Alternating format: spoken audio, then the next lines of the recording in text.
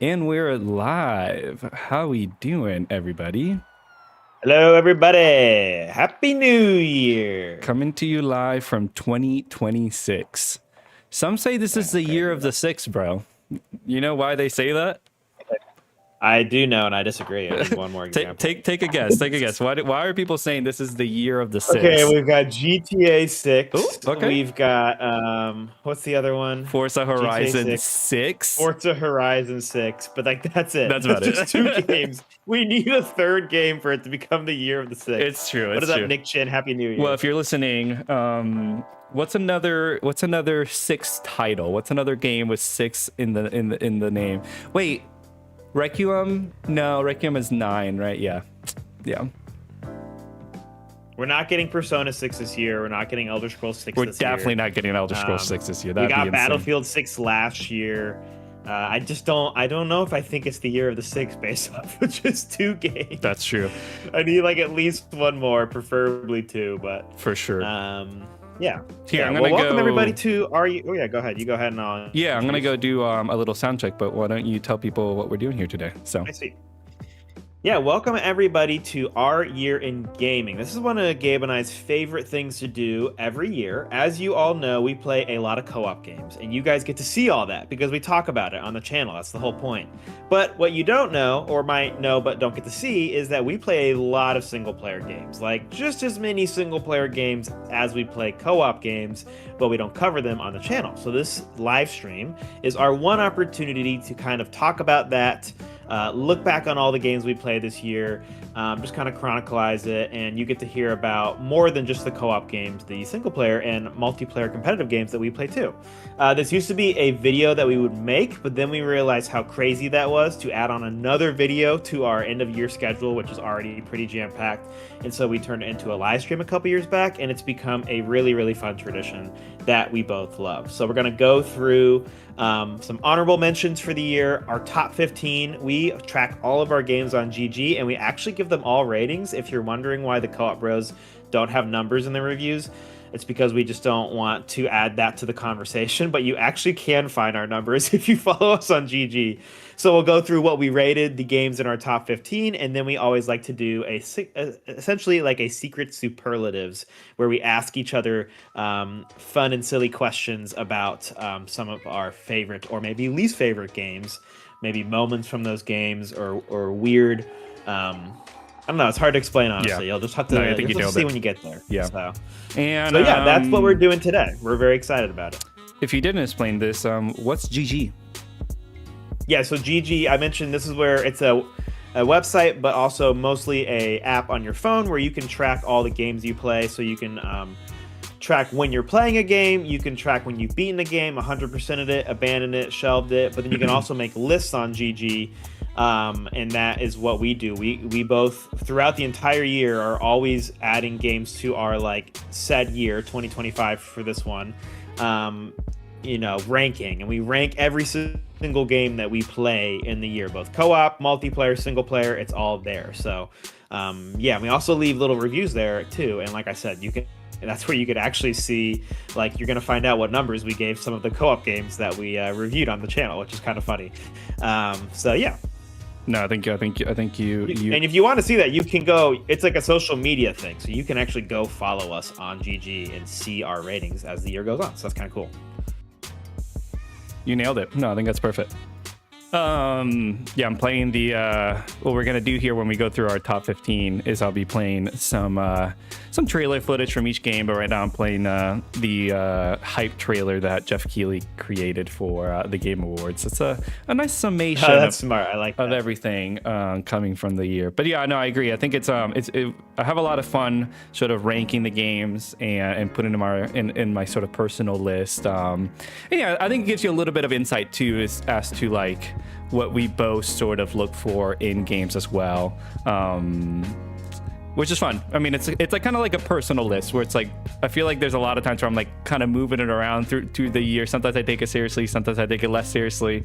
But But cool, let's move on to our honorable mentions. So these are games that aren't in our top 15 that we won't be talking about. We're just going to be giving like a brief little bit of flowers to.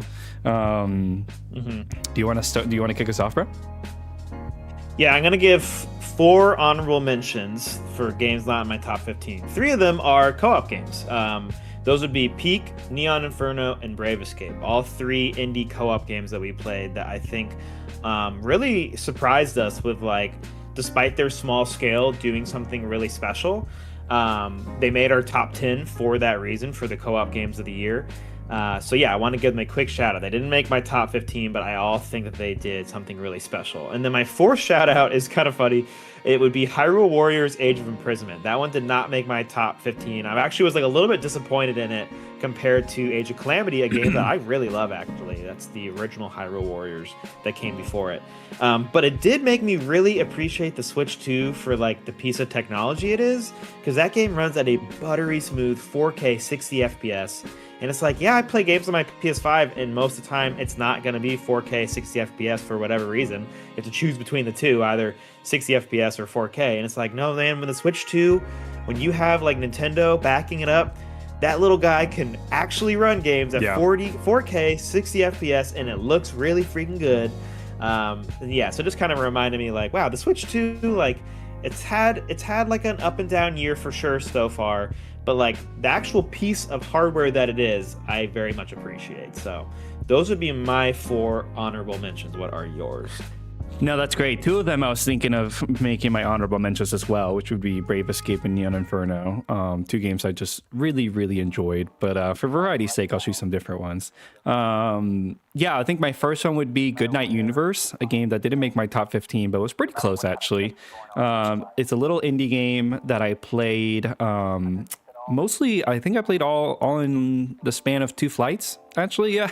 I talked about this in our Patreon newsletter. There were a lot of games the past 2 months that I just kind of played on flights because I was traveling a lot. And Goodnight Universe was the perfect little travel game. It's an indie sort of narrative game where you play as a baby with psychic powers. And I just thought the story was really good. I thought they had... the actor Lewis Pullman, who is in Thunderbolts, and he narrates the game. He's actually the baby, but he's doing like an adult voice because like the whole idea is like the baby's like self-aware, and he's like, hey, I'm actually like a really smart, like sentient being, but I'm stuck inside the baby body or something. It's like really funny, actually. But yeah, I thought it was a really clever game. It's a follow-up from the studio's last game, which is Before Your Eyes, which is a game you play with a webcam using your eyeballs. It's really innovative. And you can do that with Goodnight Universe, but I just played it on Switch for convenience sake. And yeah, it's really cool. I came away like more impressed with it at the end than I thought I would be. Another honorable mention for me would be Shinobi Art of Vengeance. Just a game that like the art style and the action I was really impressed with, the music. And then you and I had played Streets of Rage 4 finally over the holidays when I was over at your house. Yep. And it just kind of gave me this like really big appreciation for that studio Lizard Cube. I just think their art sense and like art direction and the music and just like the vibes of both of those games are like really, really strong. It put them on my map finally as a studio that I really want to look forward to their following titles. And then I'm thinking, who else is not necessarily on my top 15 or want to give a little shout out to? I'm going to give a shout out to 33 Immortals, a game that's in early access that I just like every time we played, I just had a complete blast with. And the boss fights in that game are so much fun, and just kind of being able to like, I felt like that last boss fight was like a really fun experience of like, man, we were just getting so close. We were knocking at the door of just getting to the boss fight every time, but like we didn't have enough people, or like we didn't have like a good run. And then when we finally made it, you're just like, oh my god, yes, like we're all here and we're gonna figure out the boss together, and everyone's using the little emotes to guide each other. Just a super cool experience. And I do think that like 32 Immortals, when it comes out in 1.0, I think it is going to be something special, and I really hope that it comes out on more things than the Epic Game Store, because I really want it to succeed. And then what is going to be my last honorable mentions? I didn't have these totally planned. I'm going to also say Brave Escape, honestly, because I just think it's a game that I think back to a lot this year. And it was pretty close behind my top 15. Just a game that I think back to. We had so many high moments, just like complete absurdity of like redoing a level like 15 times to the point that we're like losing our minds and we're trying to get through it, and the elation of when we finally get through it and we get the platforming completely right was just like so much fun and such a unique co-op experience. So yeah, those will be my 4 honorable mentions. And there's some other games that I want to shout out that are on your list but did not quite make it on mine. So, and you'll probably have the same thing, but maybe so we can kind of like speak to them as they come up. But one thing you'll notice as we go to our top 15 is some games are on both of our lists, just like kind of like in different spots. So and some of them are on the same spot. So we'll see which ones those are.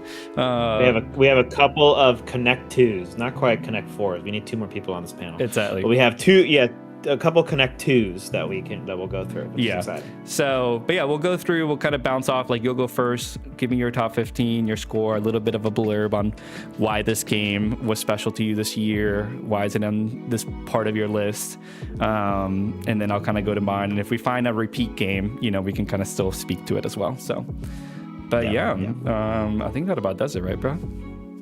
Yes, let's get into it. Our number 15 game. Do you want me to go first? Yeah, you go first. All right. My number 15 game was Ghost of Yotei, which I gave a 4 out of 5 on GG, aka an 8 out of 10. So I thought it was great.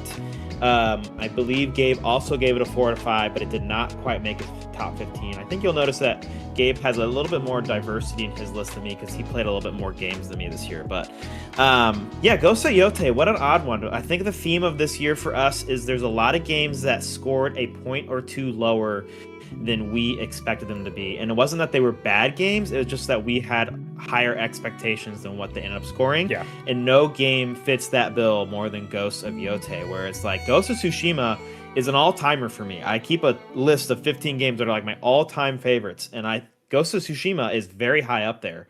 Ghost of Yotei, for some reason, despite having excellent combat and an excellent art direction, and you can flow through that world so easily, and it does that basic Ubisoft open world very well. It just felt like it was so familiar to Tsushima, even though I haven't played that game in 5 years since it launched. It just felt like I was like on automatic mode playing Ghost of Yotei.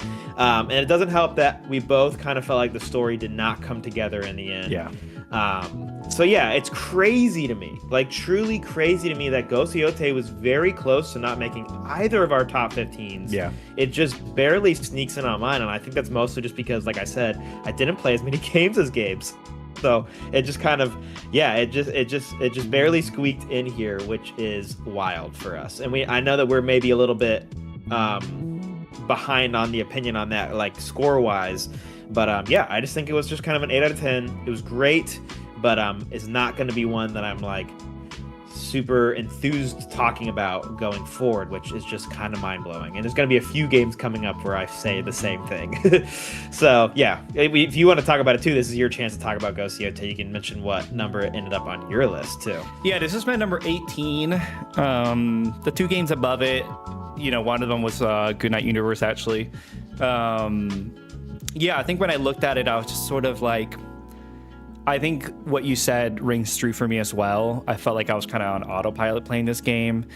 And I think to me, it's like, there's a part of me that was like, I don't know that I needed this to be super different. Like, I think I'm like kind of okay with it being like mostly, kind of like similar experience. But I think to me, the biggest disappointment was the story. I just felt like the character development was not there.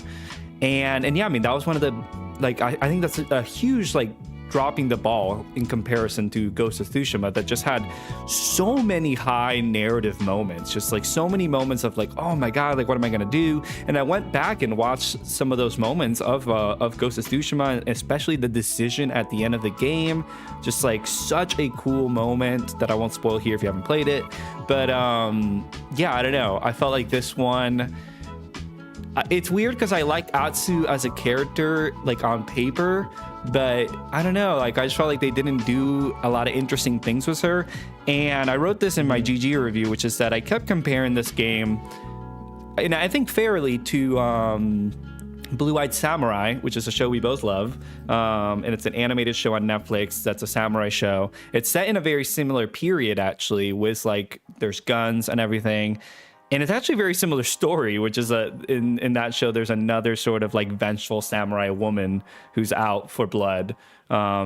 And yeah, I just felt like that, to me, like, I think a lot of the criticisms for this game were sort of like, oh, this is very trite. Like, we've seen revenge stories. And I kind of disagree with that. I think you can continue to have revenge stories and make them like unique and make them meaningful. And I felt like they just didn't do that with this. And so that was one of my bigger disappointments. So, yeah. All right, sweet. And now you get to tell us about your top 15 game. Sweet. Well, my top 15 game is Arc Raiders. This is a game I just had so much fun with and was very unexpected for me, honestly, because, you know, and this might put a target on my back here, but confession time. I liked Marathon. we played the beta. I forced you and our friend Jake to play it with me, and I had a good time with it. I thought for the alpha, you know, like I didn't think it was like the most amazing game ever, but I think for an alpha, I enjoyed my time with it. Another thing about me is like I've been super interested in this sort of like PvE extraction shooter genre from its inception, especially with Hunt Showdown. And it's funny because you know, in the middle of that sort of period was Marathon. Arc Raiders had its beta as well, and I kind of just jumped into it, and I was like, you know, there's some cool presentation things here, but I wasn't sold on it. And so it's actually really funny in sort of like a full circle moment after really playing the game that I was like, wow, I actually really enjoyed this. And so we played it a couple sessions, the two of us had a ton of fun with it, and then I just continued playing it by myself, which is not something I do a lot, honestly. I think with a lot of multiplayer games, I think you tend to play a lot of them on your own. Like you'll play, you know, you continue to play Helldivers 2, you played a ton of Battlefield 6. A lot of those I don't always play by myself. I kind of like just kind of saving them as like a multiplayer experience was my dude. But Arc Raiders, I played a ton of it by myself, and I think a lot of that is because of that sort of like solo experience where I would go in and like meet other players and just like come back with like so many fun stories. And yeah, I think that was just really cool. Like I think the fact that you can kind of have this multiplayer game and meet people in the game and like cooperate with them or be backstab other people, and it's a game that I just like kept wanting to go back to. And so it's funny because I gave this a 4 out of 5, but I really think it could be even higher had I spent more time with it. But you know, it just kind of came out there in a super busy time and just wasn't able to really find the time to go back to it. But it's a game that I haven't. It's still on my PS5, and I'm like dying to play more of it, and I do think I'm going to be playing more of it in the new year. So, but yeah, that's my number 15. We got a question in the chat. Hi, what's your thought on having very less local co-op games for PS4 and PS5 when compared to PS2 and PS3? Yeah, I mean, I think that's it's an unfortunate sort of development in the industry for sure. What do you think leads to that? I feel like part of it is like, I mean, I've always thought this is part of it, is that like it is hard to do a lot with just local co-op, where it's like, you know, you have the constraint with split screen and you have the constraint of even sharing like a sort of, you know, constrained screen. So I think that limitation in itself. But yeah, I don't know. I think the industry has kind of moved on between like either hyper focus on like single player narrative games or more sort of like PvP kind of like multiplayer experiences. And then I think like we're seeing a little bit more development now with games like Peak that sort of like proximity shack kind of game has become really popular, and I think it's kind of hard to do that in local co-op. So I don't know. What do you think is the difference between like that era of like PS2 and PS3? We got like more local co-op games. Yeah, I think part of it is when you do you have to really go into, I think, development.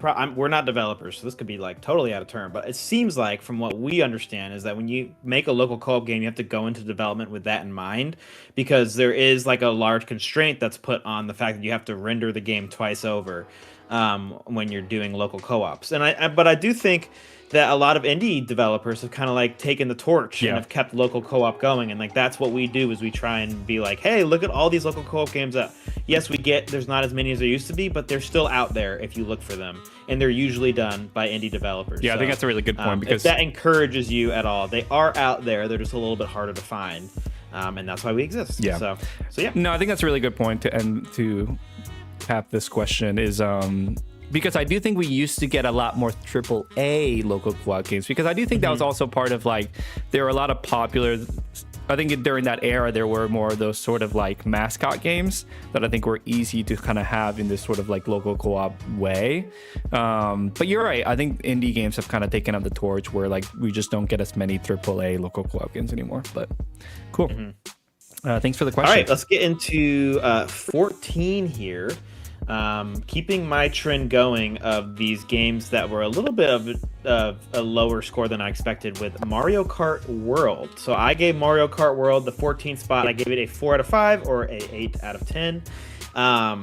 Yeah, I think going into the Switch 2 launch in Mario Kart World, I kind of expected Mario Kart World to blow my mind, which might have been on me to expect too much out of a Mario Kart game, but coming off of 8 Deluxe, which I do think is ultimately and objectively the best Mario Kart game, yeah, expectations were super high. And even though I still think Mario Kart World is great, I have a ton of fun whenever I'm playing it. It's actually only kind of grown in appreciation for me since that launch period. I did kind of have these like super high expectations for it, and it felt like it was a notch below that. Part of that is just like where we're at in life. I don't have kids yet.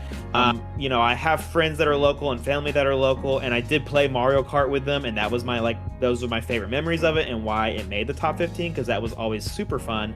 But that's not what I normally am doing. I'm normally playing things online, and online Mario Kart World, especially at launch, was terrible. Like, it was just really bad to play with your friends if you wanted to like just join up in a lobby and go play Knockout Tour online against randoms. You couldn't do that with friends, and that was like mind-blowingly frustrating for our group, and like just crushed our momentum going into the Switch 2 launch, and especially with the Mario Kart World launch. So that's where I'm kind of like, I really enjoyed it when I played it locally, but I needed to be able to play it online more. And had we done that, I think we all would have been like, dude, Mario Kart World is the jam. Like, I can just imagine that Switch 2 launch being so different if we were playing Knockout Tour all the time together. Yeah. And it just was like, that was not, it wasn't a capability. And it actually is now. They've added that since launch.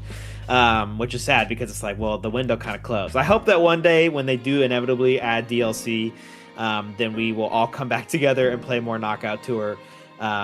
There's also the fact that it was the first $80 game, and it 100% should not be that. That is crazy. It does not have the value of $80.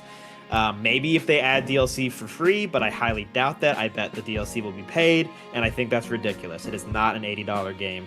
So as much as I do appreciate Mario Kart World for a lot of what it's doing with the music and the visuals and the Knockout Tour, there are just as many cons that were like, really Nintendo, like, why do you do this sometimes? So yeah, just barely squeaked into my top 15 as well. Yeah. Happy 2026 from Martin G Blast. Yeah, I appreciate that, man. Thanks for coming through. Yeah, this wasn't in my list. It wasn't even close. And I do think I'm a little bit downer on this game than you, which is a little bit different because I don't play a lot of Nintendo games. I think you have a little bit more nostalgia for it. And so there's a little bit of it where I was like, I was really excited for this game. Like, they got me. Like, I was like, oh man, like, I'm buying a Switch 2 at launch. Like, I didn't buy a Switch at launch. So like, I was like super stoked for this. And I like you, I have played it a little bit more with friends, like, and that's given me a little bit more appreciation. Like, one of our two good friends bought a Switch and they bought this. And so we've been playing that with them sometimes. But I think my biggest thing was that, like, unfairly as it was, I was expecting it to be sort of like Forza Horizon, but like Mario Kart, and like that sort of like cool shared open world. And I was just like, man, that's just such a bummer we didn't get that. Yeah. And that was like, unfairly a little bit because they didn't always show that. But I do think the free roam is like, what are we even doing with this mode? Like free roam is just nothing. Like that's I've just even like, had good free roam experiences, and it's still so constrained. Like I had a friend who would come over and we played a lot of Mario Kart together, and he loved free roam, which was so funny, but he just loved the idea of like we would play it sort of locally, which is hard to do because Nintendo makes it hard to do, and that was kind of fun, but there were still so many constraints on it that were like, this could actually be such a cool mode, especially like locally with kids. I can't imagine how cool that would be, but even then it's so limited. Yeah, there's just like nothing to do. But anyways, moving on to my 14 game on my list is Peak. I love Peak. When I just like think back to Peak, and I watched some of our, we don't put out reels a lot, but we put out a couple reels that our friend Christian actually developed. And just looking back at them, they're just some of the funniest like moments of gaming this whole year, of just like moments of like Christian barely making it onto this ledge, and then he just slides off and you hear his voice trail off like, it's just like so funny. But honestly, I think to me, this game also deserves a lot of credit. I think it's really, really clever. And I think the co-op aspect of it is very strong. Like you really do have to cooperate to make it through. Like sharing items,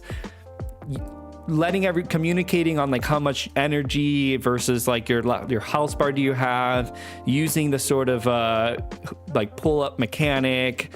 And then always kind of that moment of like, can someone else just make it to the top, and like save the party? If everyone else died, can someone else just make it there, I don't know. I just thought it's a really, really cool game. And I love the story behind this game of the developers just sort of making this little game on a game jam and finding a lot of success with it. I just thought that's really neat as well. I don't know. I think it's a small game that I think people are sort of like, oh, well, it might be another friend slap game or whatever. Or maybe it kickstarted that sort of, label or genre or whatever you want to call it. But I think when you really play this and like notice all the little bit of details with it, it's a very well constructed game that actually has some very clever mechanics. So I agree. It was actually my 16th game. It just missed the top 15 for me. Nice. But I actually played it over the break. My potentially future brother-in-law brought a Steam Deck, and we played Peak together on our Steam Decks, and I got to do the new biome and all that. It was super hard. We died in the new biome. But yeah, it's such a good game. Easy to go back to. So. Yeah, no, so much fun. And yeah, I mean, they've added new things since then, all free updates. I'd really like to go back and try to play those sometime. So we had a really good time with it. So good stuff. Up to you, bro. All right. Number 13, we're still in the 8 out of 10 range, so I gave this game a 4 out of 5 or an 8 out of 10. So far, Gabe has given all his games that you've heard so far 4 out of 5s or 8 out of 10s. And this game for me for 13 would be Absolum. I feel like I was in on Absolum way before it came out. I just remember seeing that first trailer and being like, bro, this is about to be my shit. Like, let's go. I absolutely was in on it. I got it on our Fantasy Critic that we do. And yeah, it mostly delivered. There were definitely a couple of negatives, but for the most part, especially our early experience with it was like kind of magical. It does this really cool thing where it's a beat 'em up, but it's also a roguelite, but it also has a really cool world and story it's building. And as you go on different runs, you can take different pathways and you can unlock new pathways, and you might run into an NPC on one path and they come back to your base and they're like, okay, I'm going to meet you out on this other part of the path. Like, there's so many cool moments that happen in Absolum, on top of it being like it feeling really good and looking really good, and the roguelite systems are pretty good. They come together usually in the end. It kind of made for a really, really cool initial experience. But then we hit a really big difficulty wall in online co-op, specifically between the two of us, where it just was like, man, we were not making the progress that we should have been making at that point in the game. And that was really frustrating, and we were able to beat it, just the two of us, but it was like just barely, like by the skin of our teeth kind of stuff. And then when I played it in solo after that, it was like, wow, this game is so easy in solo. So there's this massive misbalance going on. But I still enjoyed it a lot. Like, I was still playing multiple solo runs. Like, I've beaten the game with every character at this point. I have a couple more hidden bosses that I could go back and do, and I'm like very tempted to. So yeah, I ended up really enjoying this despite that negative experience of hitting this like crazy difficult wall in online co-op. That was like frustrating and like a little bit like gaslighting, where it was like, are we just really bad? But like then I play single player and I think I'm really good at this game actually. Yeah. It's just like it was hard to figure out what was going on there. I just think in the end it was not properly balanced. But yeah, I'm very satisfied with what the game ended up being despite that, and I absolutely look forward to a sequel or the anime that they're working on, because this art direction and world is so cool. So yeah. Yeah, this was my number 16, and so like you, I was very much looking forward to this game, and I do look back on it. You know, sometimes when you play a game that kind of has a couple pain points, it's funny, like you at least for me, like sometimes I look back on it and I'm like, I mostly remember the good things. Yes. But there were, I mean, I can't deny that there were some frustrating parts of this game. I do think, to me, this was kind of like a funny revelation, which was that I don't think, truthfully, I love beat 'em ups as a genre. I think they're fun, but I just don't, and I don't think there's anything wrong with them. I just think it's like a personal preference that I just don't really love that genre myself. I find that like I always do get a little frustrated when like the planes don't line up and I'm like sort of like, I'm gonna attack a guy, but then I'm like missing him, you know? And I just find that just a little frustrating. And so this to me was like the pinnacle of beat 'em ups, though. Like in terms of like, wow, like I really like this combat. I think the animation is so fluid, and so like I think this is probably as good as it gets for me. But I think it still kind of was like a revelation of, yeah, I still don't know that this is my favorite genre though. But man, like, yeah, I played a lot of this solo as well afterwards. I think I did almost all. I think there was only one hidden boss that I didn't beat.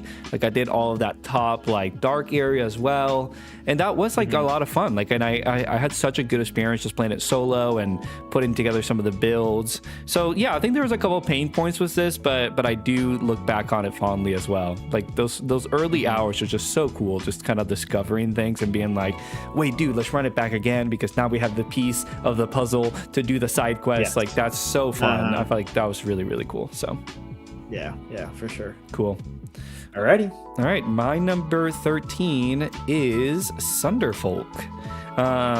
This game is very high up on our co-op top 10 end of year list. Something that I think you'll start to see a bit of a pattern or rationale, at least for my list, is that I think myself as a gamer, I put a pretty high premium on story.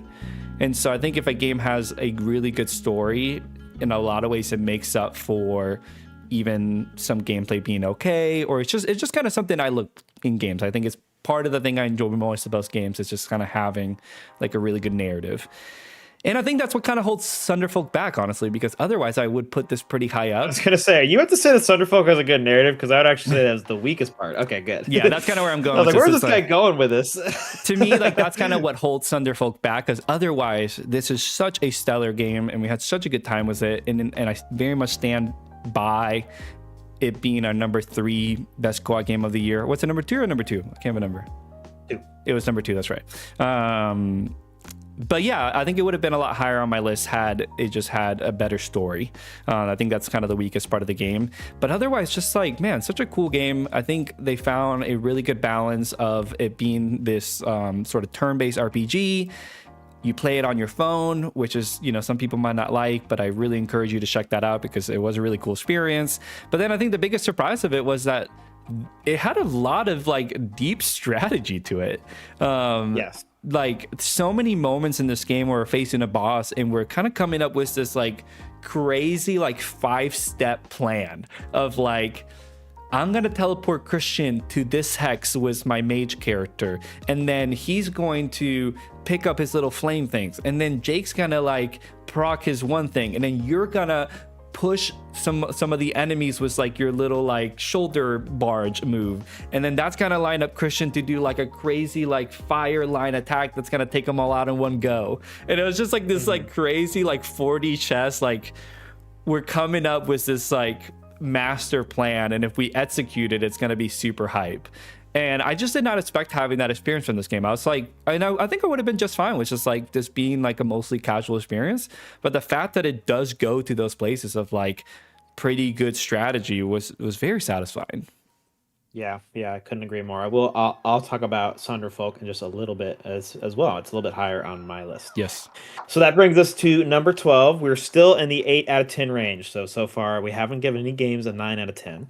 My number 12 is another one in that sort of realm with Monster Hunter World, where Monster Hunter Wilds, my bad.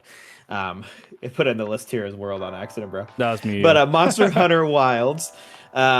Going into the year, I thought my life was going to be dedicated to Monster Hunter Wilds. Of course, this is the first, current gen Monster Hunter since Worlds. Obviously, Rise is great, and we loved Rise, but it was on the Switch, so it had its limitations from both like a visual point of view, but also just like a gameplay system point of view. So it felt like Wilds is going to be like, oh man, this is the return to World, which is one of my favorite games of all time.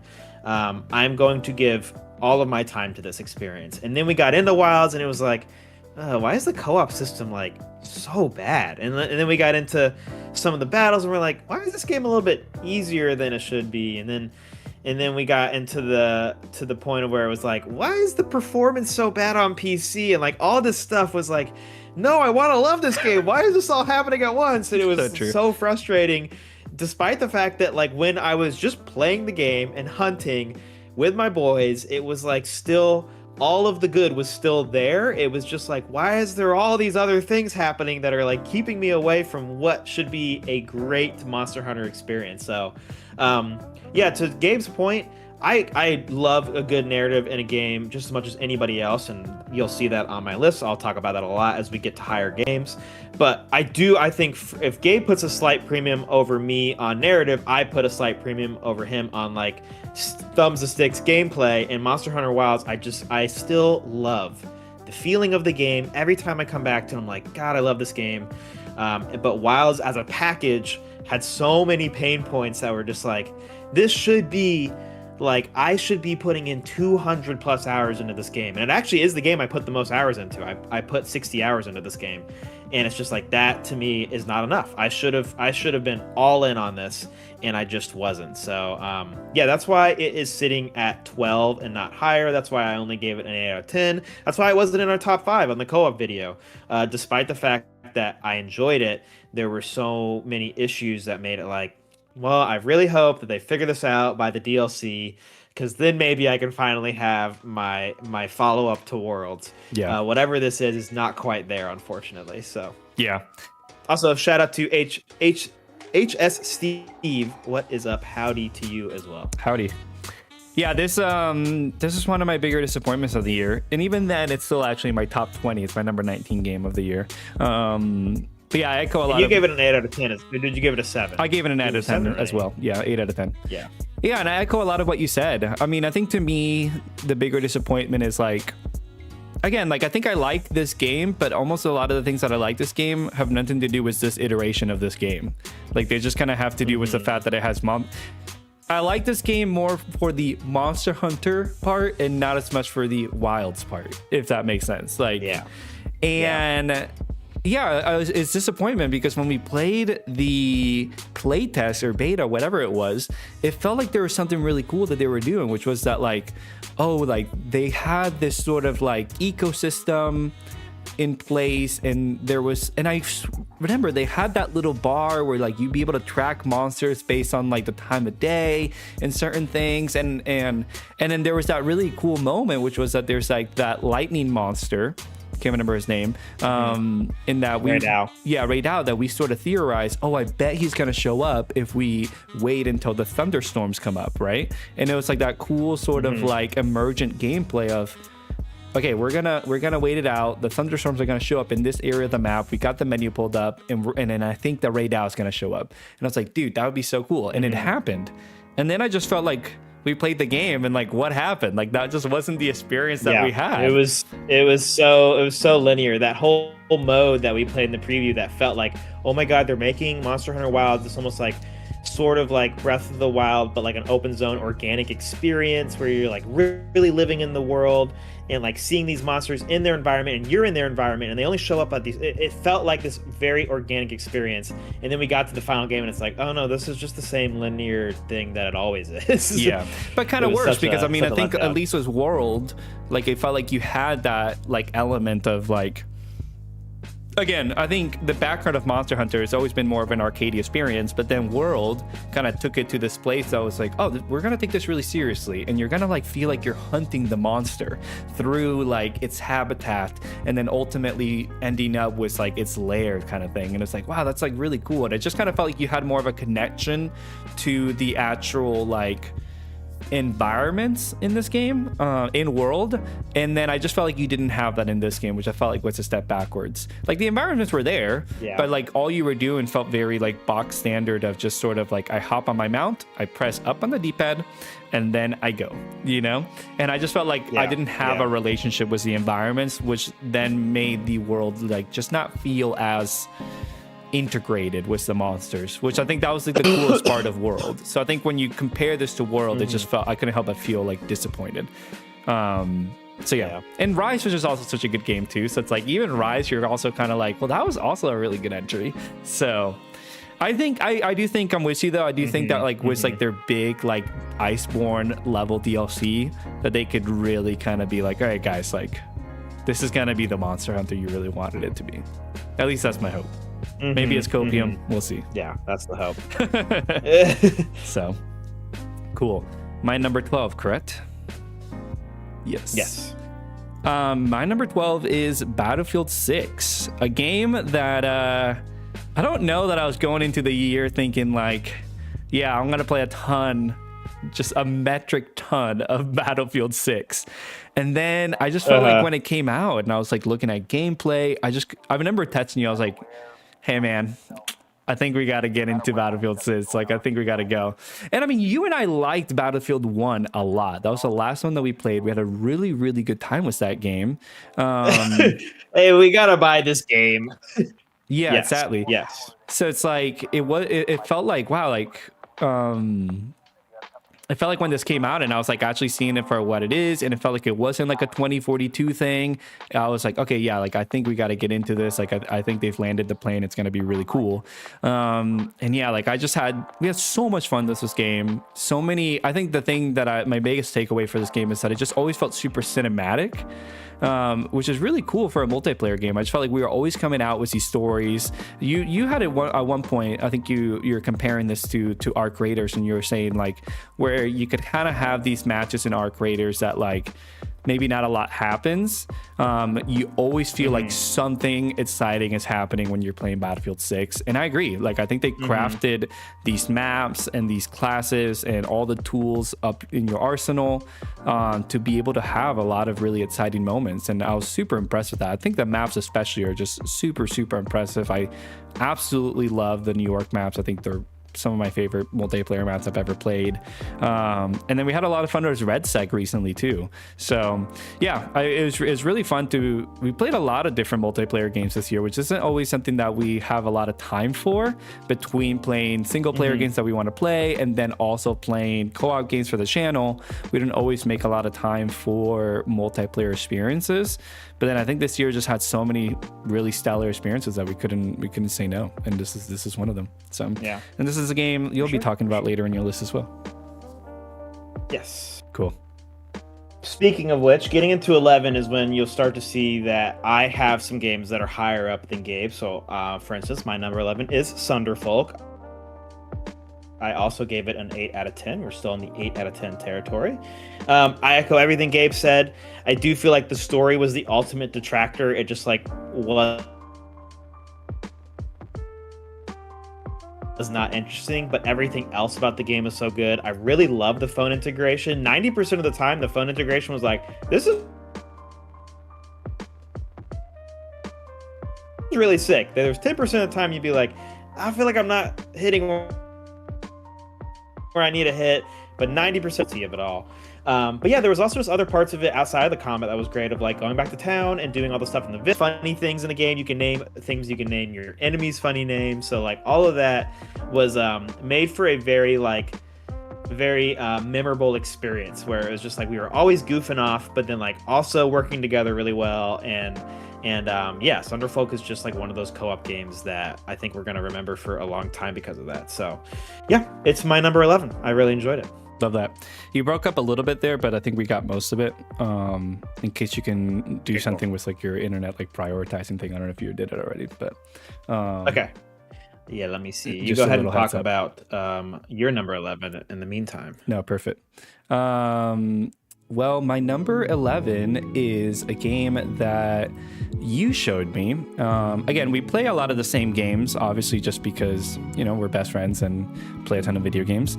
But there always is a couple different games throughout the year where Andrew or I play it, and it's just like that game that you're like, dude, you gotta play this game. And this is one of them, which was the Rogue Prince of Persia.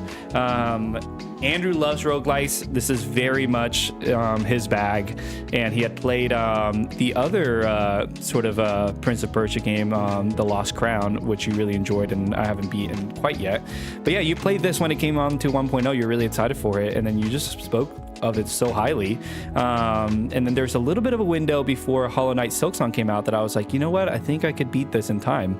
And I did, and I just came away super, super impressed with this game. I honestly almost considered giving it a 9 out of 10 at some point. Well, actually, was this a 9 out of 10 for me? Or was it an 8? I think it was maybe an 8. No, I think this might have been a 9, actually. I don't remember. Somewhere between... It was an 8. It was an 8. Yeah.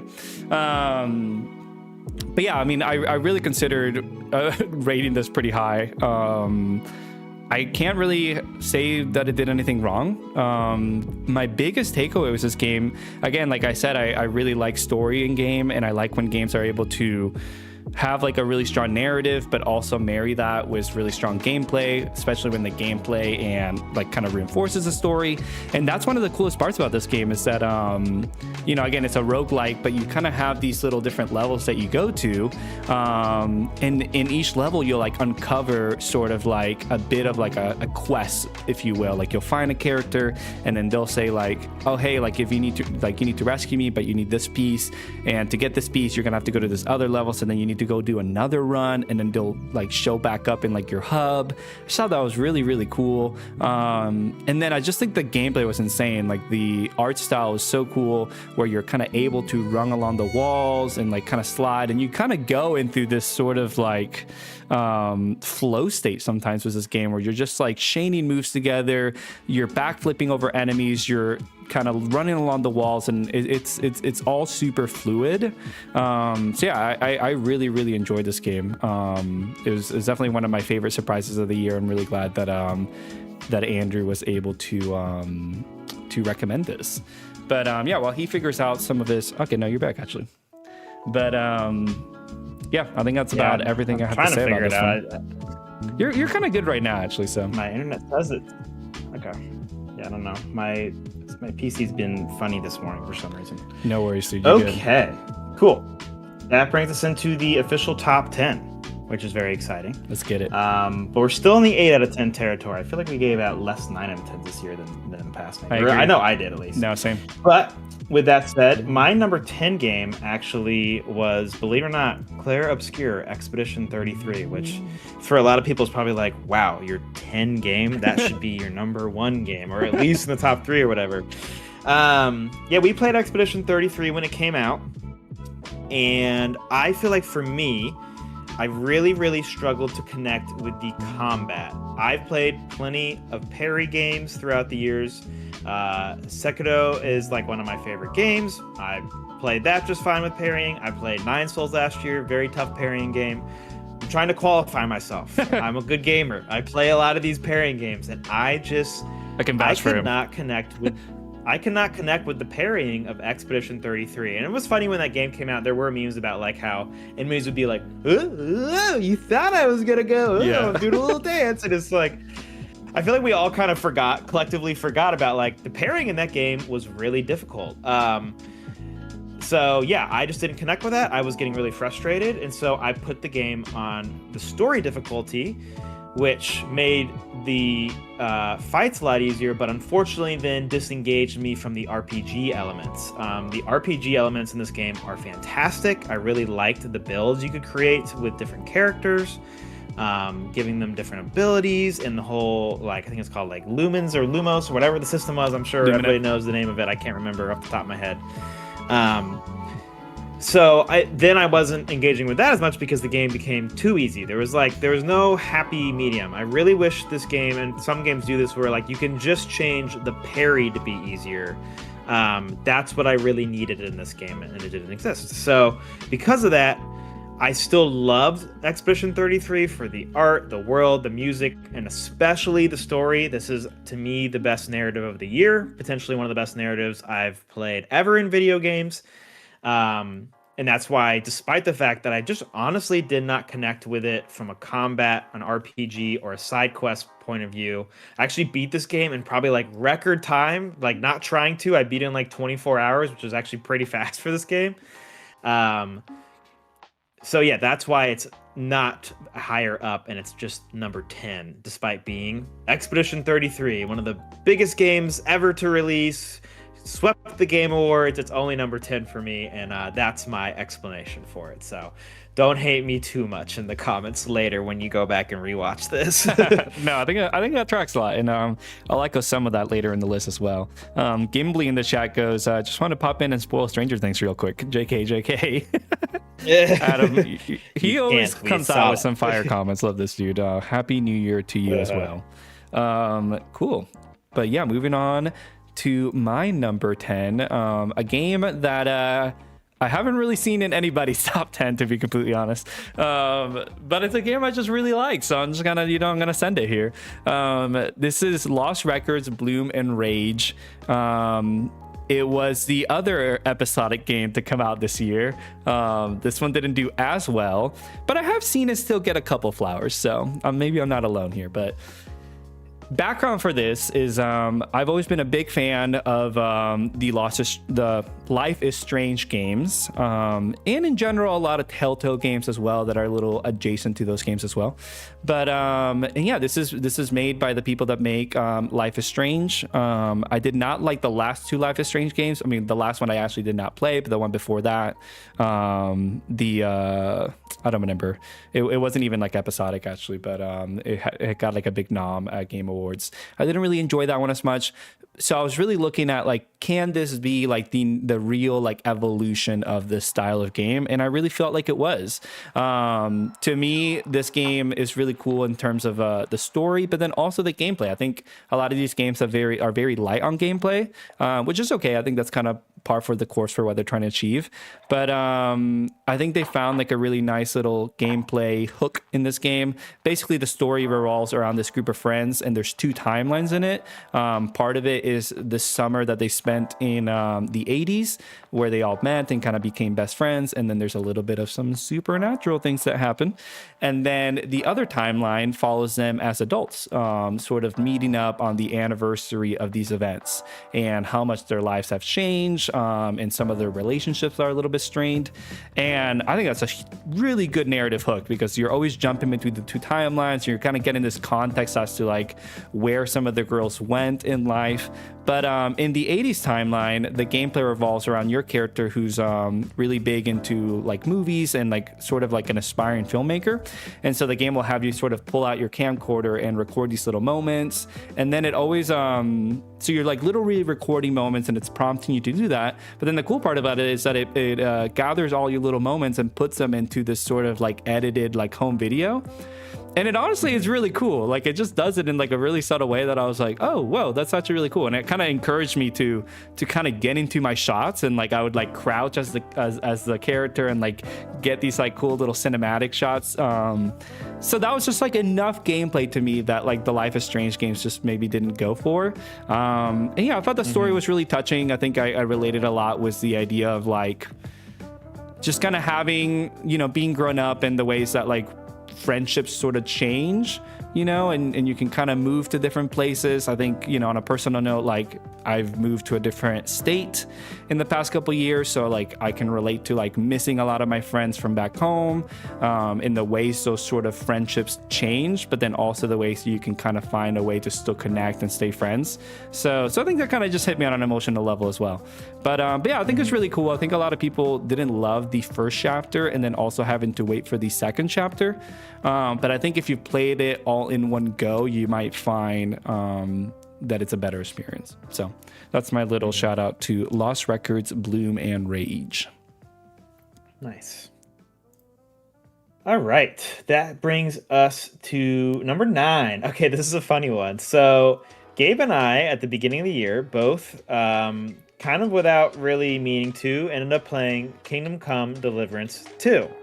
But we both only played the first act of that game, which you might think, that's not much. Only the first act. How could you put it in the top 10 if you never beat it, if you only played the first act? Well, the first act of Kingdom Come Deliverance 2 is a little over 20 hours. It's a lot, especially if you do longer everything. than most games. Yeah. No, if you do everything. We both did everything. Yeah. We very much explored that first act. I thought it was genuinely fantastic. Like, such an amazing opening to a game. So many cool things happen where you can go different directions. You can kind of like build out the story yourself. It culminates in a really cool way where, depending on how many storylines you went after, that act is going to culminate in a really cool way because of what you did. It's one of the coolest RPGs I've ever played. But then because it's just honestly a really long game, it's like 80 to 100 hours easily, if not more. And the way that we play games, it's really hard for us to play long games. I played a lot of long games actually in 2024, and so I think I was maybe a little fatigued from that. I think I was just coming off a Metaphor Refantasio, which was a long game, so I was like, I just couldn't do it. I couldn't get myself to play past the first act, even though I genuinely at the time was like, this first act is my game of the year so far, and I'm just gonna put it on the list, and I don't even care. So that is why Kingdom Come Deliverance 2 is on my top 10, because even though there's still 2 more acts to play, and I don't think I will ever get to it, that 20 hours alone felt like a full game experience, and it felt like a very, very good full game experience. So, funny that it's here, but I'm glad it's here because the Kingdom Come Deliverance 2 did not get nearly enough credit towards the end of the year because, well, a lot of games didn't really. When you have Expedition 33 just literally go-maging every other game in existence. That's good. So, I'm glad that it's here, despite the fact that neither of us beat it. Yeah. But we both loved what we played. It's one of those games, you have those special games where there's so many different ways you can go about something. Yeah.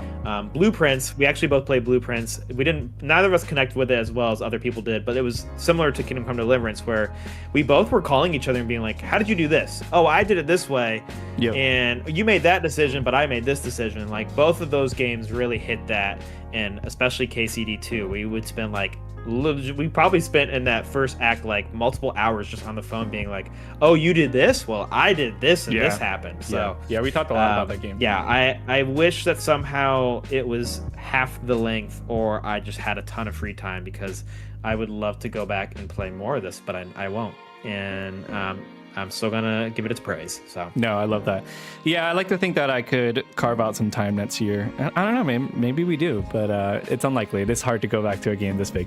But it's also bad that our save files are on PlayStation, and there's no such thing as a Steam Deck for PlayStation or a Switch for PlayStation. Yeah. So we're stuck playing that on the TV. It helps when you have a mobile version of it too. So it's like, and we can't get, I actually looked into it the other day. Can I get my save file off of PlayStation to PC and keep it going from there? And you can't. So, yeah, that is a bummer. Yeah. But yeah, to echo a little bit of what you said, this would make my list as well if, I kind of had beaten it as well. But I did really, really enjoy those 20 hours. And yeah, I mean, it's one of those games where I think a lot of people, this isn't an original thought, but I remember seeing a lot of articles about how this is really the evolution that you wish you saw in Starfield and the sort of Bethesda RPG, and it really is that, because it's so detailed. It's such a detailed game. This is the kind of game where in order to put armor on, you have to put on everything under the armor first.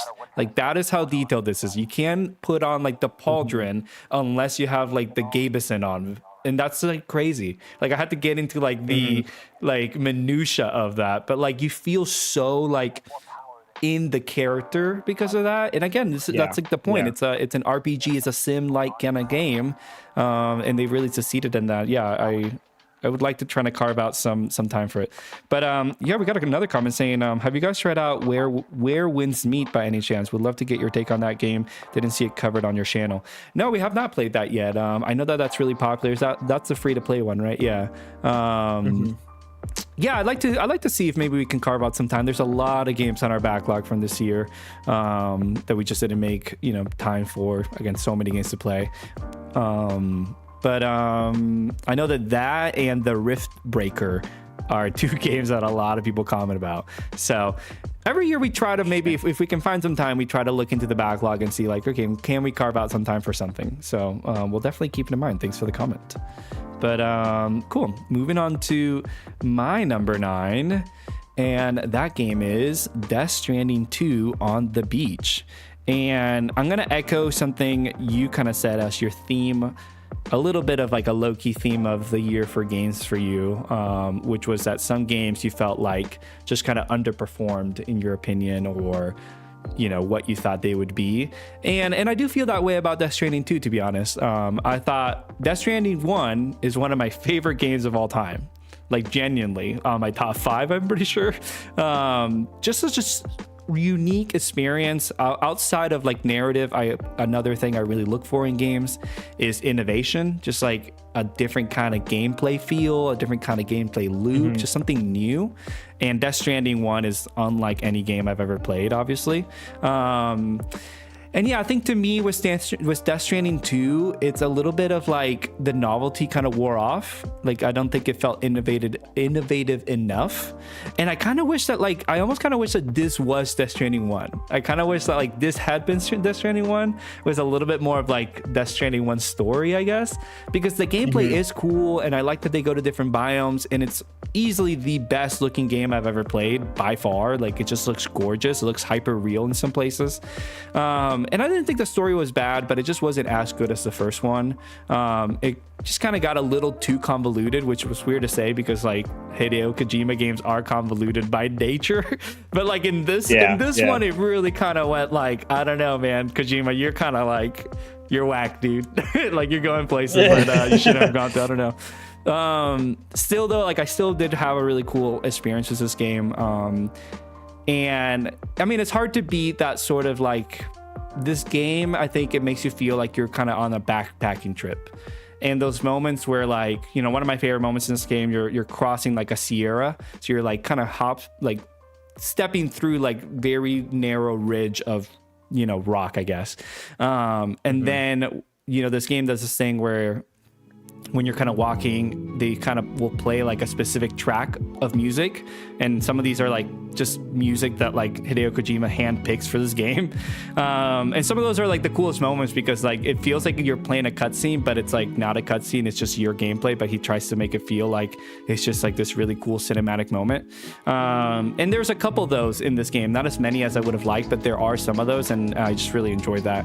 And the gameplay was cool. Like they did add a lot more combat in terms of like more guns and stealths, and I did kind of enjoy that as well. So I think if the story just had been a little bit like, I guess without spoiling it, it just didn't like where it kind of landed. It might have been higher on my list, but it's still something that I look back on like, I'm really glad I played that. So that's nice. My number 9. I actually did, and on that note, I actually did play the first 10 hours of Death Stranding 2, but I ended up just not being able to finish it, which I did that with several games this year. The opening of that game was awesome though, right? Remember that? The opening was like insane. Opening sequence was so sick. I really liked what I played, but I just don't think I'm going to be able to play this entire game, which was true. No, that's fair. All right, getting into number 8. I have Battlefield 6 as my number 8. Gabe had it a little bit lower. We both gave it 8 out of 10s though. I ended up playing a good bit more Battlefield 6 than Gabe. I loved the feel of this game. I loved the cinematic moments of it. It just was like in a very addicting loop to be in. So yeah, I had all the same positives that Gabe had. I wish that the cosmetics and the progression was better. It just felt really, really slow. It was a reminder, like, at the end of the day, unfortunately, this is a game that's trying to sell battle passes and wants you to be stuck in its economy forever, and I don't like that. I paid a lot of money for it. I don't feel like I should be paying even more money for it, but that's just modern multiplayer games. But despite that, I still just kept playing, even though I was like, I don't know if I'm going to be able to get like to level 100, but I just want to get to level 50, and I did that, and then some. So yeah, really, they really executed this. I think it is the best shooter of the year, which is impressive in a year that Call of Duty, obviously still released a game, even though it kind of sucked. It's good that Battlefield finally was like, hey, we can still be that Call of Duty competitor. I think we all had written Battlefield off. Like, Battlefield was no longer directly competing with Call of Duty anymore. And I think we all thought that competition was over. And I think this year it was kind of their way of saying, like, no, we can still compete with Call of Duty. I'm pretty sure it's going to end up selling better than this year's Call of Duty, which is like, man, if you would have said that like 2 or 3 years ago, like, hey, one day there's going to be another Battlefield that comes out that can compete with a Call of Duty, like in a head-to-head matchup, you'd be like, no, they don't have the sauce anymore. But they did, and it was really, really impressive. Yeah. So yeah, shout out to the team behind Battlefield. I think they really brought it all together in an awesome way. And yeah, I don't know if I'll keep playing it per se, but I really, really loved I think I probably played like a good 50 hours of it and had a great time with it. So I wanted to play that new update where they went into like they like put all some of the maps into winter or something like that. That did look cool. Yeah, I actually tried to go in and play that, but in classic like modern gaming, it just was like not downloading the updates or whatever. It was like because you can download this game, like you could download the multiplayer or the battle or the battle royale or the single player, and it's just like being weird. And I was like, okay, I guess I'm not gonna play. So that's annoying and kind of like a downer way to end it, but like that's just modern gaming. That's just modern gaming. It's true. Yeah, that is interesting. Yeah, I would like to play more Red Psych though, to be honest. So we're gonna have to play some more Red Psych sometime. Cool. I think Death Stranding 2 was my first 4.5, right? Yeah, that was my first 9. Yes, that was your first 4.5. This next one, I'm interested. This feels like it might have been some post-editorialization going on here. I did. I thought that you had given it a higher score. I did change my score on this, and I'll explain myself. So yeah, my number, what is this? This is my number 8. Yes, my number 8 game is Split Fiction. Originally, I had given this a 10 out of 10. And I would say I'm still kind of like teetering between a 9.5 versus, I guess a 4.5 or a 5 out of 5. It's tough because this game came out so early in the year that it is hard for me sometimes to like look back on it. And I did do this exercise for the top 10 where like I went back and I looked at all our clips, and it was like, man, this was such a good game. Like, we did have so much fun with it. I do think in the end, when I think back to it, I do think that the story wasn't as good as I wanted it to be. And no, definitely not. And I do think that in the end, like, I felt like it was maybe more of a 9 or 9.5 maybe sort of thing.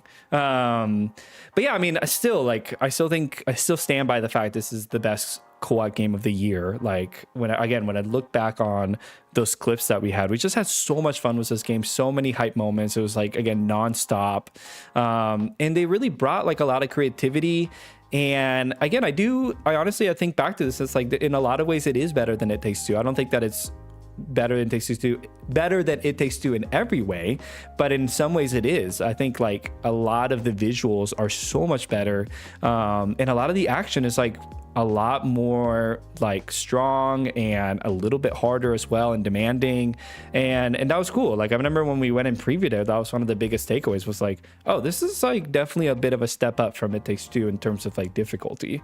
This is not like a firmly casual kind of experience, and there were like a couple levels where it's like, oh, we're like having to redo them a couple times.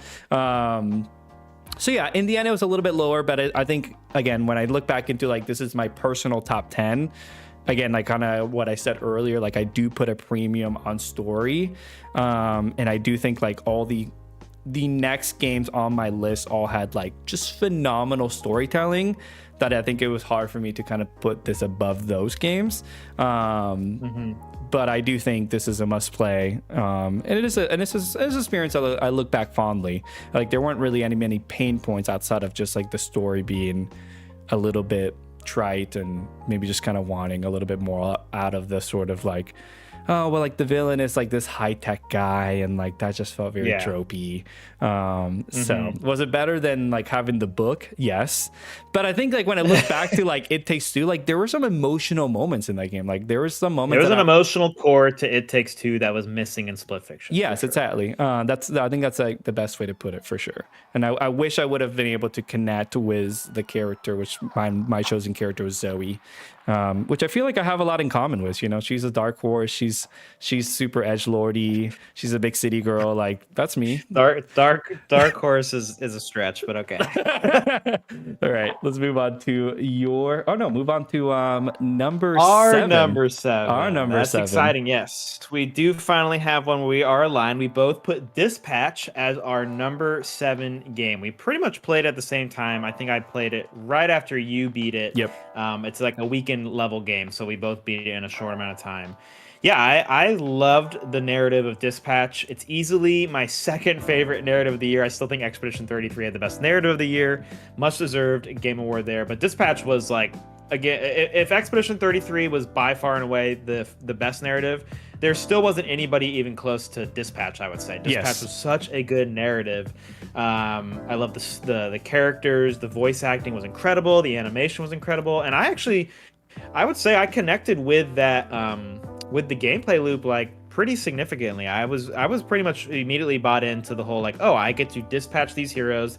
It's kind of like a little bit of like a management sim, and that was cool. I don't feel like for a lot of people it was like it wasn't bad, but they were like, I want to get back to the story. For me, it was like, no, I was just as cool doing the dispatching as the story. So, yeah, really, really enjoyed it. I'm bummed that it came out when it did because it wasn't nominated for as many Game Awards as it should have been. Yeah, it definitely should have been nominated for Best Narrative. That's crazy. Yep. But it's because it was coming out as they were putting in the nominations, which is just a fault of the way that Jeff does things. But that's okay.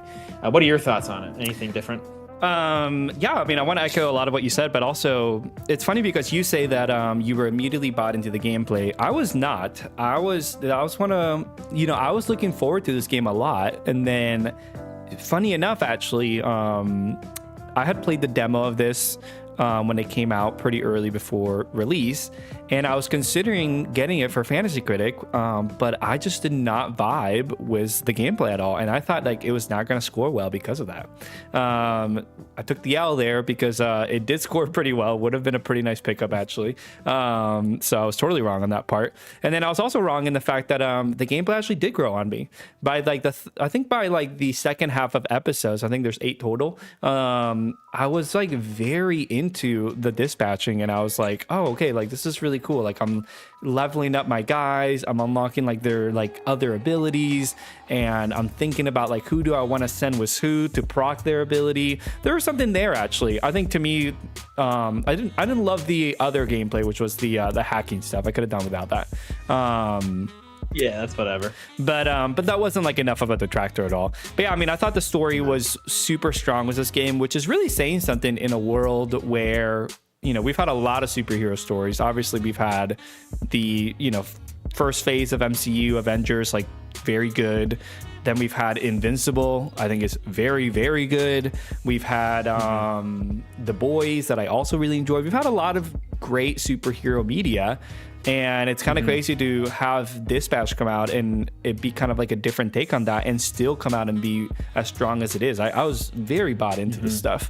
I think to me, the best part about this game is the decisions though. Like there's so many decision making and I was constantly like really like, I would pause the game and be like, well, fuck dude, what am I going to do right now? You know, like, what am I going to do? And like, I think at least one time I went over to Kathleen and it was like, okay, so here's the situation. What should I do here? You know, like I need help. And we can't spoil it at all, but I do think that we can't give any sort of details, but I do think we had the best possible ending. I think we both have the same ending, and I think that we crushed it. Yes, so. And I do think we picked the right person. Hint, hint. That's all we can say. That's right. All we can That's say. Right. But yeah, this is a really cool game. I really bummed. I could have seen this even get a Game of the Year nom. I thought it was that special. So I did too. I'm very excited to see what else they do.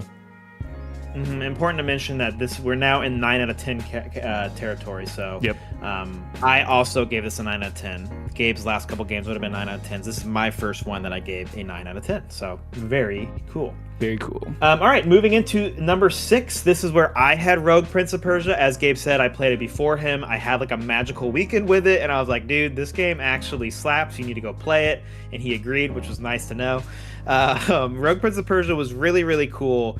I wanted to play it when it came out. It kind of shadow dropped on the Game Pass, and I was like, "Ugh, man, I want to play this on Switch 2." And I know the Switch 2 port is coming later in the year. Maybe I'll start it on Game Pass. And since that's right. That's what happened. Yeah. I can then put my save data over to the Switch 2 because Ubisoft does a lot of things wrong, but they do actually give you cloud save, so that's nice. But then I just played it, and I just kept playing it and playing it and playing it, and within like 2 to 3 days, I had beat the whole thing, 100%ed it, and I was like, "Wow, this was such a perfect little package of a game, just 10 to 12 hours max." And I saw everything it had to offer, and it was all such high quality. The combat was great, art direction, music, the story was really interesting.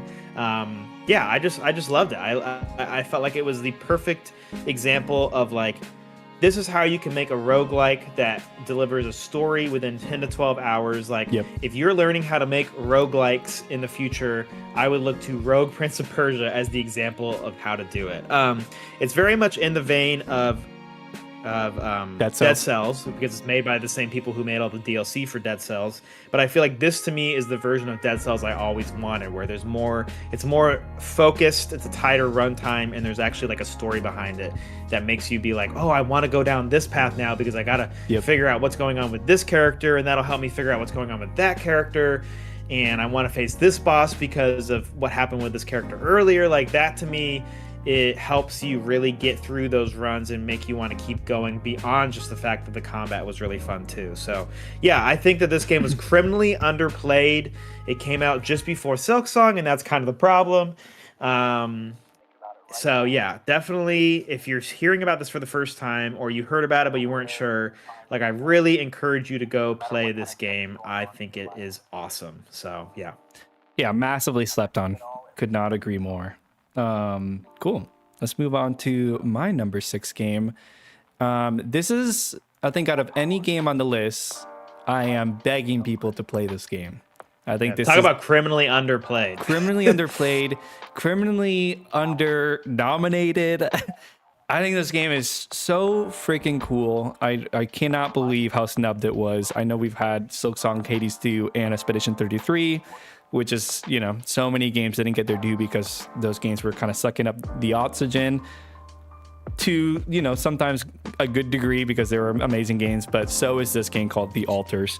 So this game is made, to give you some context, this game is made by the people who made Frostpunk 2, and I think Frostpunk 1 as well, obviously. And so again, they're sort of the masterminds of these sort of like management survival sims. To kind of explain what this game is about, you play as this guy named Jan, who in this sort of like future where everything sucks, he signs up for this like space mission to go to this other planet and like excavate for this like rare resource. Well, the mission goes wrong, everyone dies, and the only way for you to survive is that you clone yourself. And so he clones himself to fill all the other spots in the ship. Like this, so they need a scientist, they need a cook, they need an engineer. He's none of those things. So he clones himself. But the way that he does that is that this machine where he clones himself, it's kind of hard to explain, but it's essentially this quantum machine where it considers all the different paths in life that he would have taken. So maybe instead of staying home, he might have gone to college and become an engineer. So that version of Jan, that is the version that he clones himself out of. And so this version is literally the same guy, but just makes some different decisions. And it leads to some really, really interesting kind of narrative and dialogue and even gameplay.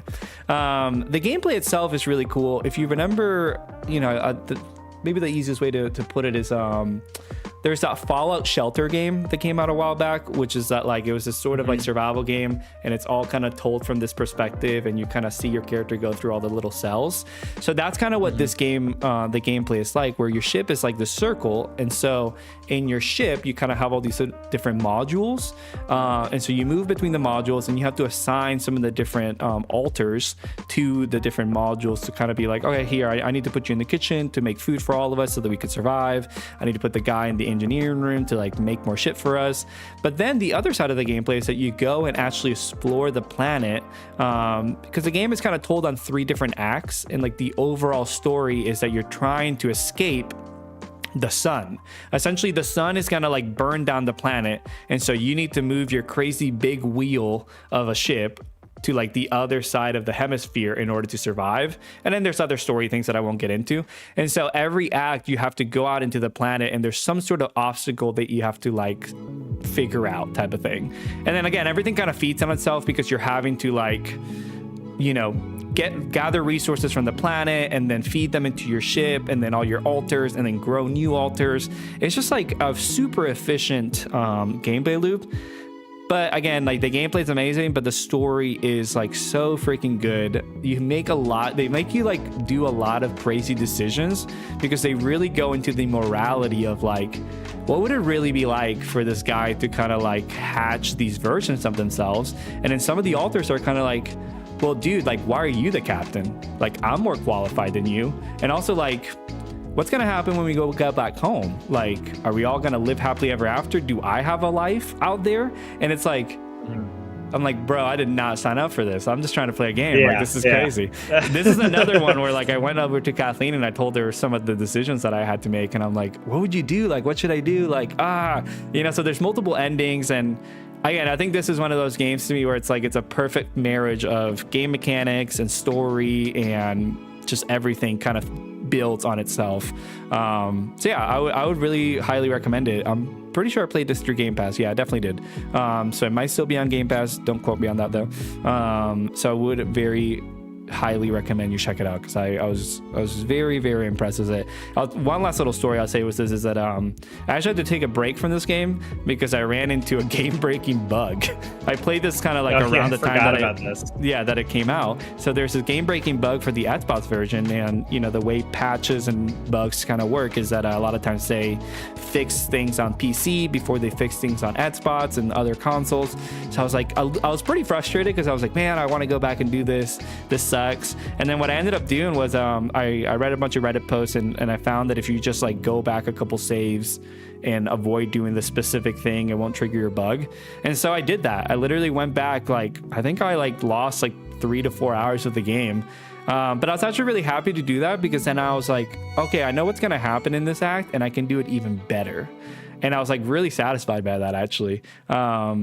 So yeah, so even with that big hiccup, which otherwise would honestly probably derail this game or any other game, I still had like a really great experience with it. So definitely go play the altars. It's one of those, it's like my, like, out of any game you play, any game this year, this list, go check this one out. So yeah, that's that. All right, sweet. Let's get into the top 5. This is my first 5 out of 5 and the first 5 out of 5 on this list, which might confuse you, because then I go back to some 9 out of 10s. So I go from a 10 out of 10 to some 9 out of 10s, back to some 10 out of 10s, but we'll get to that when we get to it. My 5th game is Split Fiction. I gave it a 10 out of 10, and I stuck with it. No, I'm just kidding. I have the same feelings as Gabe. The narrative was like, at the time you're like, maybe it's not bad, but like when you look back at it, it's like, the narrative was not good.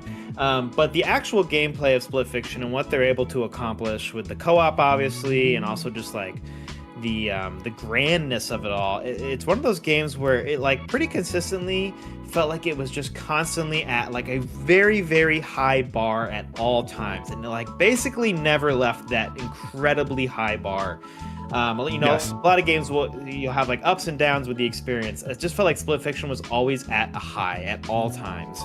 And even towards the end of it, had one of the most amazing last levels I've ever played in a video game. Yes. And I think about that last level a lot, honestly. Yes. So yeah, it 100% deserves our co-op game of the year. It deserves the 10 out of 10 for me, at least. And yeah, it is really something special. The only thing I think It Takes Two does better is the narrative. As we said, I think it has the heart where Split Fiction does not necessarily have that heart at the middle. Someone needs to get over there and just be like, yo, I'm gonna write your games for you. You keep doing this crazy good gameplay. Yep. Let me do the writing. You know what I mean? Like, if they could just get a story together, because even It Takes Two, while it had like a good emotional core, it's still like the story had its issues for sure. And that was also the detractor, I would say, of It Takes Two. And even though Split Fiction is better in all ways than It Takes Two, it like almost took a step back in story. And it's like, man, someone just needs to get over there and be like, guys, I have this story. You just make a game around it. And I think that you'd have like one of the best games of all time, because the people over at Hazelight, they are masters of their craft to a degree that I don't know of a lot of other studios that are on that level that Hazelight is on right now. Yeah, so, the ideas there is just like insane. The amount of ideas is absolutely unprecedented. So yeah, that's my number 5 game, my first 10 out of 10 that I gave this year. Love that. Cool. I think we're going back for my number 5. My number 5 is Clair Obscur Expedition 33. I did give this a 9 out of 10, 4.5 out of 5. Yeah, this is one of those games where I had a similar but slightly different experience with you, which was that I think to me the sort of difficulty in the pairing I didn't always struggle with, but I felt like it was just kind of unbalanced, because there were times where I felt like the game was too easy. There's times where I was like, oh my god, like I can clear out an enemy by just setting up this like crazy Mael move, and just like, you know, like I remember the final boss fight, I did that. Like I took out the final boss's first whole health bar just by like putting together this one move from one character, you know, and it's like, that's kind of crazy. And then I felt like there are times where I'm like, oh my god, like I'm like getting through this fight so sloppily because I'm like not parrying at all. I'm just kind of like barely brute forcing my way through it. And I think that's part of it for me, which was that like, you know, I think to compare this game to one of my favorite games of all time, one of my favorite game from last year, I believe, Metaphor Fantasio, which was that that game was another turn-based RPG. It did not have this whole like active combat system, but it was a game that like got pretty difficult towards the end. And I think one very crucial mechanic in that game is that you can rewind. So you can rewind the battle if you kind of make like a series of bad moves and you're just sort of like, you know what, I've used up a lot of resources, I want to rewind, type of thing. And something I like to do not only in turn-based RPGs, but even in like Souls-like games, like I'm thinking about this game called Stellar Blade. Sometimes I feel like in a game, I just want to like not just get through the battle or the boss fight, like I want to like decimate it, you know, like I want to do it well. And I felt that way a lot with Metaphor, where there'd be times where it's like, okay, yeah, I beat that, but like I can do it better, and I can use less resources, and I can like go through it really well, you know. And I would do that with Stellar Blade. Actually, there'd be a couple times in Stellar Blade where I would actually redo a boss fight because I'm like, dude, I could like just like I could decimate this boss. I learned the moves, I learned the tells, and it's gonna be so good for me to just like absolutely obliterate it. Moveset has been downloaded. Exactly. And you just couldn't do that with this game. You could in theory of like, well, I guess like, you know, I could die and then go back. And I just wish they had a rewind button, because I feel like if they did that, I could maybe try to learn those parries better. But then a lot of times it was like, man, some of these parry like moves were crazy, like just like absolutely insane sequence of parries that I was just sort of like, I just don't think that I have it in me to just like, I don't have the patience really to go through that, you know. I do think my biggest detractment was the game, which I'm starting with some negatives, but I will get to the positives, why I still think it's a top 5 for me.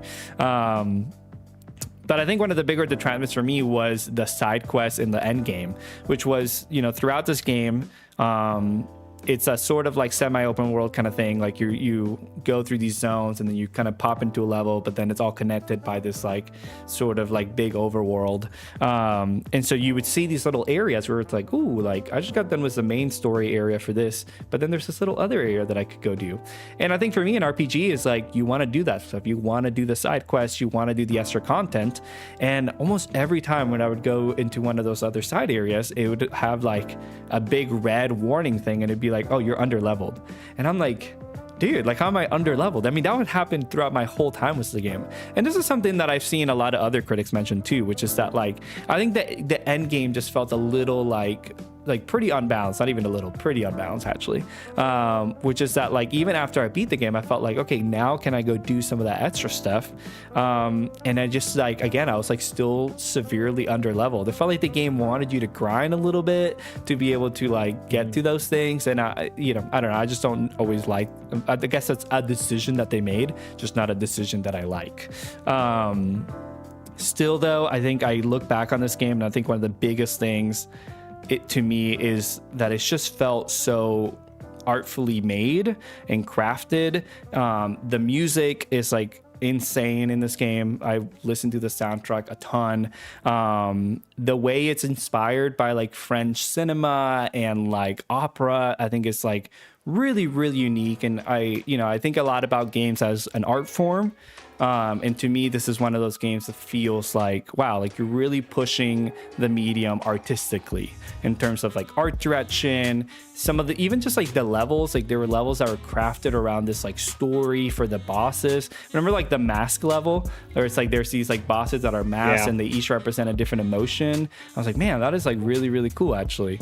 So I think those things kind of elevated it for me to still be a 9 out of 10 and still be like a very memorable experience.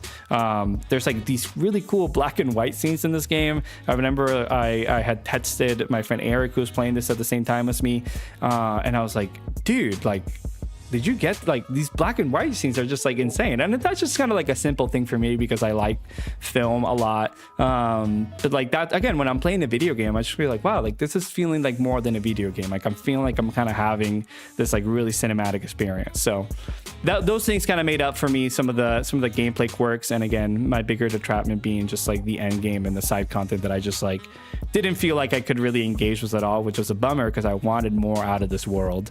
Seeing people kind of play these hidden bosses that I just never got to because like, I just didn't have the patience and I didn't feel like they built it in a way that like was as successful as I wanted it to, was a bit of a disappointment. But still, I do think it deserved all the flowers. And it still is a game that I really look forward to. I think to cap it off, I think the way I think about this game is that in a lot of ways, it does feel like a studio's first game in terms of like, something that we talked about with our friend Azario. The menus in this game are like not good, just like crazy bad, honestly. Not. Like just objectively, the menus are not great. And that is something you have to consider when you are an RPG and you're spending a lot of times in menus, build crafting. And so there's like those little quirks to me, like the difficulty, the menus, the sort of side content that I think like a sophomore title, like a second title in the studio would really like level up on. And so I can't wait to see what they do next, because I do think like they got so much of it down that I think their next game is going to be insane. Like it's going to blow it out of the water. I really do believe that. So. Yep. All right. It's kind of crazy to think at the time. It just didn't feel like, it felt like it was more of a 9 out of 10 than a 10 out of 10 game. But by the end of the year, it just had such insane momentum going into that Game Awards that it was like, oh, shoot, this thing's about to absolutely sweep. And then it did. Yeah. So that, these detractors that we noticed, like the UI, and like it'd be nice if there was a reset button for bosses or like more granular difficulty options. Like those are the things that I was like, it would be really nice if those were there. And I felt like people were mentioning that when it was like being played originally, but by the end of the year, it's like, forget all that, baby. This game's the best game. And then it just absolutely swept. So. Yeah. All right, sweet. Let's get into our number 4 game. For me, this was another 9 out of 10. So I am going back down to a 9 out of 10 actually. But, and I think ultimately Andrew game. And that is Donkey Kong Bananza. This was to me, an absolutely amazing experience.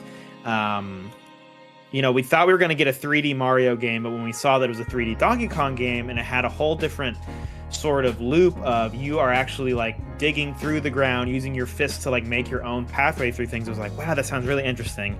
But then we got that second trailer and I was like, oh wow, no, this is the follow-up to Odyssey. And for the most part it was like, it was from top to bottom such like a joyous experience, very much had all the Nintendo charm and then some. It just like still feels so good in the same way that Astrobot does, where like Astrobot just felt good to play because of the haptics and everything and how tightly that game ran. It felt like a toy almost. And I feel like Donkey Kong Bonanza is also that for the Switch 2, where it like genuinely feels like you're playing with a toy in like the best way possible that video games can do. It is a weird one for me personally where, and this just happens, you know, sometimes you play, oh, your camera just turned off. I'm going to grab some water. Keep going though. I'm listening. Okay, cool. Sometimes you play a game and your friends play the game too, and that's all good. That's fun and fine. But then they don't enjoy it as much as you, and sometimes their negativity can like rub off on you a little bit. And Gabe, obviously, he played Donkey Kong Bonanza. It's not on his top 15 at all. And our other friend Christian played it, and like Christian also was like a little bit more down on it. And so sometimes I sometimes think maybe like muddle my interpretation of it. But when I was playing Donkey Kong Bonanza, the only thing that I disliked about it to me was towards the end, it felt like the pacing was a little bit off, where you kind of had a little bit of fatigue towards the end of it. Maybe like there was like a level or two too many. And then the other detractor is the final power-up you get, which isn't in trailer, so I won't spoil it here, even though you've probably seen it at this point, and it's not like it's like a story spoiler. But yeah, the final power-up you get is just like so clearly the red-headed stepchild of the power-ups. It's just not good. It's just not fun. It feels bad. And so kind of like it's like, oh man, that's the last one. You like have that feeling towards it.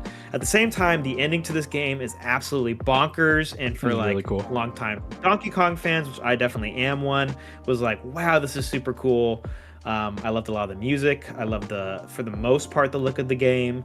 Yeah, really to me was like, okay, good. The Switch 2 Mario Kart launch was like not quite what I wanted, and then Donkey Kong Bonanza really kind of helped justify the whole experience for me. So yeah, I think it was amazing. It was a 9 out of 10. I wanted to be a 5 out of. I wanted to be a 10 out of 10. I wanted to be a game that I was like thinking was an all-timer, and it was not that. But that doesn't mean that it was anything less than a 9 out of 10. So yeah, that was my feelings on Donkey Kong Bonanza. Good game. Very good game, dude. DK. If I can add one thing, which is funny, you are like a huge Nintendo guy. I didn't have a GameCube, I didn't have a Wii, so I wouldn't say I'm a huge Nintendo person. I did grow up with Nintendo 64, however. And it is kind of funny though, because even though I wasn't as high on it as you, it is still my top 20 game, which is saying a lot for me, honestly. Someone that like doesn't always gravitate towards Nintendo games. So I did have a lot of fun with this game.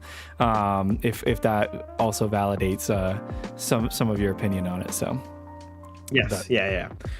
No, you guys obviously didn't think it was bad. No, but not by any means. I think Christian gave it an 8 out of 10 as well. Yeah.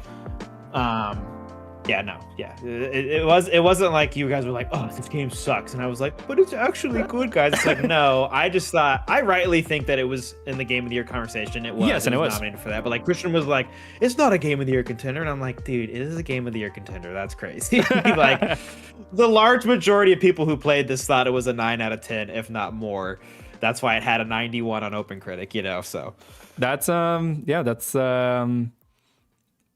that's perspectives for you, you know. Different what's the idiom there? I don't remember actually. It's fine, we'll move on. Different strokes for different folks. That's what I was thinking of. Cool. Well, let's move on to my number 4. This is originally my number 3, but there was a very last minute shakeup actually that we'll get to. But my number 4 is Elden Ring Nightreign.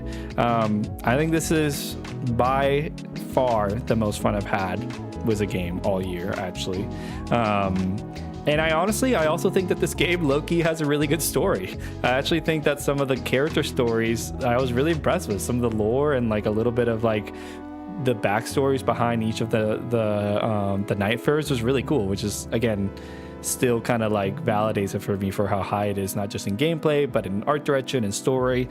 But yeah, I mean, I think it's kind of funny to think back to this game because I saw it revealed at the Game Awards last year. And well, not last year, but in 2024. We're in 2026, baby. But yeah, so I revealed in the 2024 Game Awards, and I remember feeling so conflicted by it because I was like, I don't know, man. Like, Elden Ring is one of the best games ever. Like, are we gonna like, you know, put a stain on its legacy by like putting this sort of like multiplayer version of it, and then like having some of the bosses from other games. I was like, I don't know. But then when we played it, it was just undeniably so hype. Like, it was just so much fun. And then what I said, I stand by what I said on our top 10 blurb for this game, which is that, like, in a lot of ways, this is the, like, From Software co-op game that we've always wanted. This game is incredibly cooperative. Like, it really asks you to work together under the most extreme, like, conditions.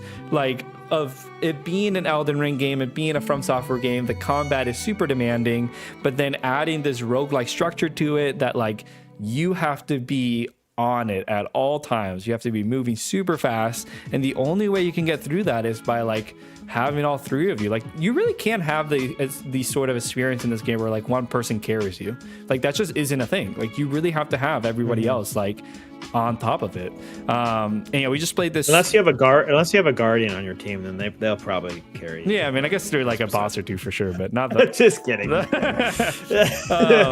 yeah, I feel like everyone plays their part, and we played so much of this game. Like, any moment that we had to spare, we were like, let's get on, let's play this, you know, in the weekend, whenever we could find some time. And then as soon as the DLC came out, we were like, not even before that, when they did the Everdark update, we were, let's go back and play this. Which again, I think, you know, you can probably start to tell a little bit of the way we play games. Like, we have to balance our single player games we want to play. We have to balance the games we want to cover for the channel. Sometimes we want to play multiplayer games. And I think it's difficult to kind of fit in, sometimes being like, well, we play this game, but now there's a big update. Like, can we carve out some time to go back to it? We also have lives outside of gaming, so it's like, it's hard to kind of like justify that sometimes. So it is I think when you do have a game that's like, no, but we gotta go back and play the DLC, it's always like indicative of a game that's very special and a very strong experience. So yeah, and I'll just keep that train rolling, because my number 3 game, I also gave it a 9 out of 10, was Elden Ring Nightreign. Yeah, I would say this game gave us the highest highs of the year, but also the lowest lows, and that's just like, that's the From Software experience. Yep. But Nightreign was almost even more extreme in that way, because of how harsh it could be, and the roguelike nature of it is like, you could go through a long run and just one mistake, and the whole thing falls apart. Yep. It's just like, what did I just do for the past hour? But it also, because it demanded so much of you, it just really forced you as a group to figure out what is the best way to do this, and you just had to constantly communicate. And we were set up as a group to really love this experience. Yep. Not only have we played multiple From Software games together, but we also had played Raven's Watch last year, and Raven's Watch is actually the closest the closest comparison in a gameplay loop perspective to Nightreign. So we kind of already knew, like, we knew how to prioritize in a run. You have to do this, and this in this order, and you have to have a path planned at all times. And so I would actually say that we're very good at this game. Yep. I know plenty of reviewers and people in the industry who, like, truly could, like, barely beat it or never beat it, and we beat it pretty quick, I would say. Yep. Within the first week, we had finished the all 8 of the bosses, or something, like first week or two. Yep. But even then, it was always humbling us around every corner. But yeah, it's just one of those games that was just, when you were in it, it was all encompassing. There's just those games where sometimes it's like, schedules be damned, other interests, forget about it. Like, yeah. I'm putting every second I have into playing Nightreign, and that's what that was. And those games are the ones where you look back and you're like, dude, remember that time when we were playing Nightreign? Like, it's just a special sort of time. Yep. And so that's why, even though it was only our 3rd on our co-op list, and we're not giving it a 10 out of 10, and it's not our game of the year, it's like, it's hard to not look back on this year and be like, one of the most definitive experiences is easily Nightreign. So yeah, that's why it's my number 3 and Gabe's number 4. Could not agree more. All right, moving on to your number 3. My number 3. But we'll do the same thing we just did. That's right. So again, there's a game that kind of upended my top 3, which I'll get to. But yeah, my number 2 is, this is my number 3. Your number 3? Yeah, my number 3 is Hades 2. I think back to there's this crazy stretch this year of, like, getting the announcement for Hollow Knight Silksong, playing through Hollow Knight Silksong, and then getting the announcement that Hades 2 was coming. Or was it backwards? Which one came first? It was that. It was. No, it was right. It was Silksong to Hades 2, both of which were, one was Shadow Drop within 2 weeks. The other one was essentially same deal, sort of Shadow Drop within like 2 or 3 weeks as well. And they were like a month apart from each other. It was like, what's happening? Yeah, it was just absolutely insane. I played Hades way after launch. It took me a long time to play it because I was kind of playing it on and off. But I really enjoyed that experience. I love that game. And it's funny because something kind of a nitpick about me was games. I don't really love when games do the thing where it's like you have to beat it more than once, or you have to go back and like do a different playthrough. It's just not something I love a lot. And I remember when I beat Hades the first time and then learning that like you have to beat it 10 more times. I was like, I don't know, dude. Like, I don't know. And I looked to our friend Christian, who actually was like, no, dude, like I promise it's totally worth it. And it's doable. Like you're gonna have that momentum. And sure enough, you do. Like you do kind of get this momentum, and you beat it 10 more times, and it is super satisfying, and it's worth doing to actually get the credits, which for me is like, I didn't beat the game unless I saw credits. So I had to beat the game that way to see credits and feel like I had the experience. So yeah, I was like super hyped to kind of have this come on. I still remember like the announcement trailer and it being like, oh my God, they're doing a Hades sequel. The studio never does sequels. That's crazy. The art somehow looks better. That's insane. I love the character. To me, like I would give Hades the original a 10 out of 10. This isn't quite a 10 out of 10 for me. I just didn't connect with the weapons as much. But I do think the narrative is really cool, even if I didn't maybe like absolutely love the ending. So there's a couple pain points for it, but still it's like, this is so much fun. And it's a testament to go from like a very demanding game like Silksong and it be sort of this like experience that I'm like, it's kind of grueling. And then I'm kind of like, oh man, okay, do I really want to go straight into Hades 2? I was like, but I have to play Hades 2. Like I have to play it at launch. There's just so much to love about this one. I do think one of the strongest parts of it is having like the 2 different biomes. Like I really like that part. I think that was really cool. And even just like a lot of the different sort of gods that they brought onto this one. I felt like there was a lot of interesting combos that at first I was like, I don't know if I'm gonna like that, and then like by the end I was like, low key, this one god is like actually insanely good. So yeah, I thought that was really cool. So yeah, I didn't feel like I spent as much time with it. Like I felt like I beat it and then I was done, and I'm okay with that, and it doesn't really detract, that specific piece doesn't detract from the experience.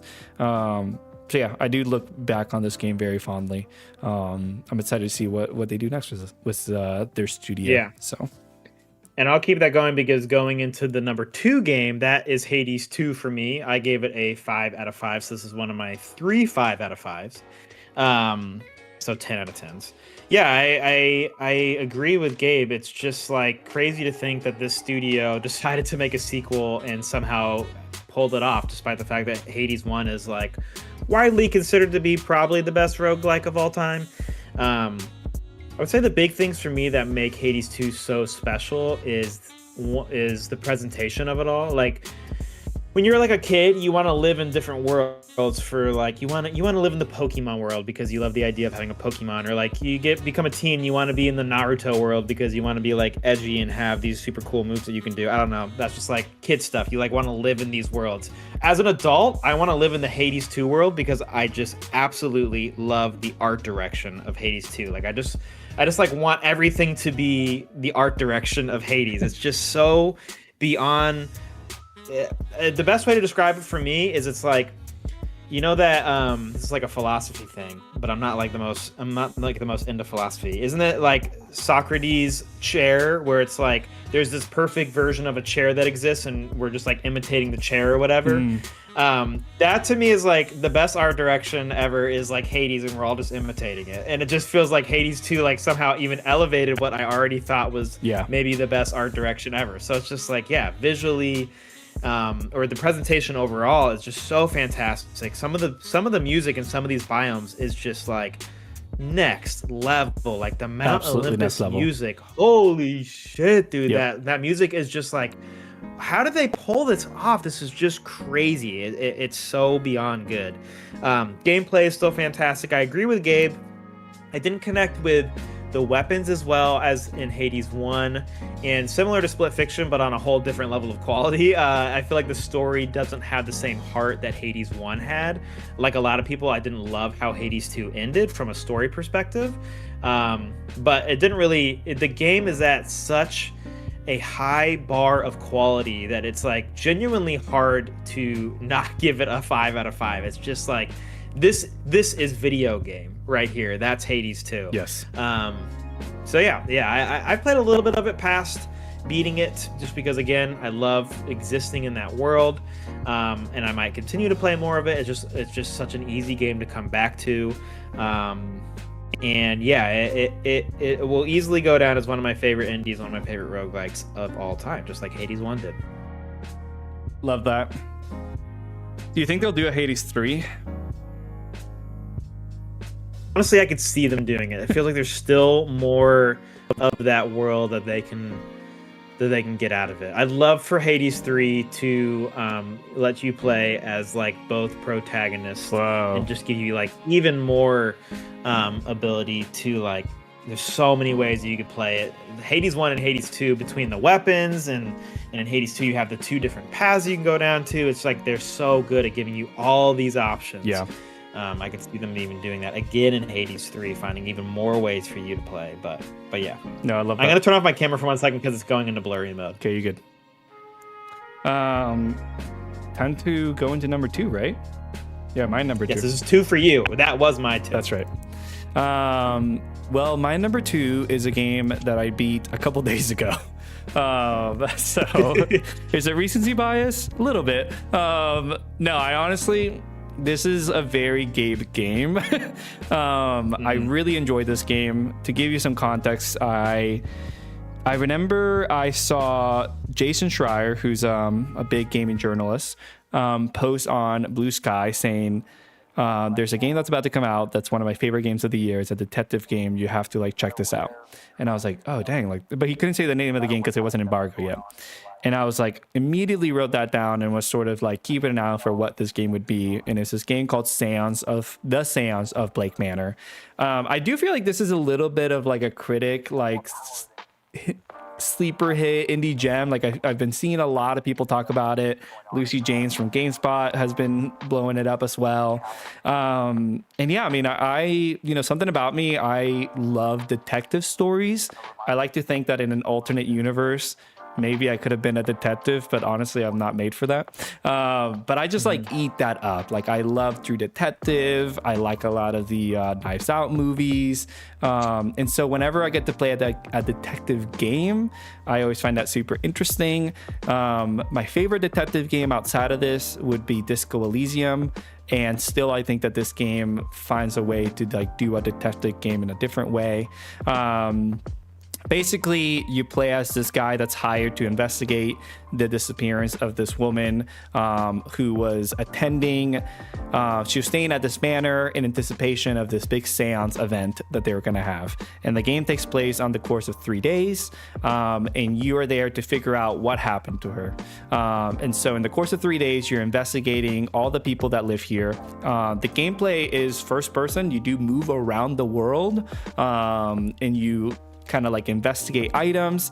The key to it though is that anytime you interact with something, at least for the first time, it moves time forward. So you actually have to think about like, okay, I only have this much time left in the day or during this quarter of the day.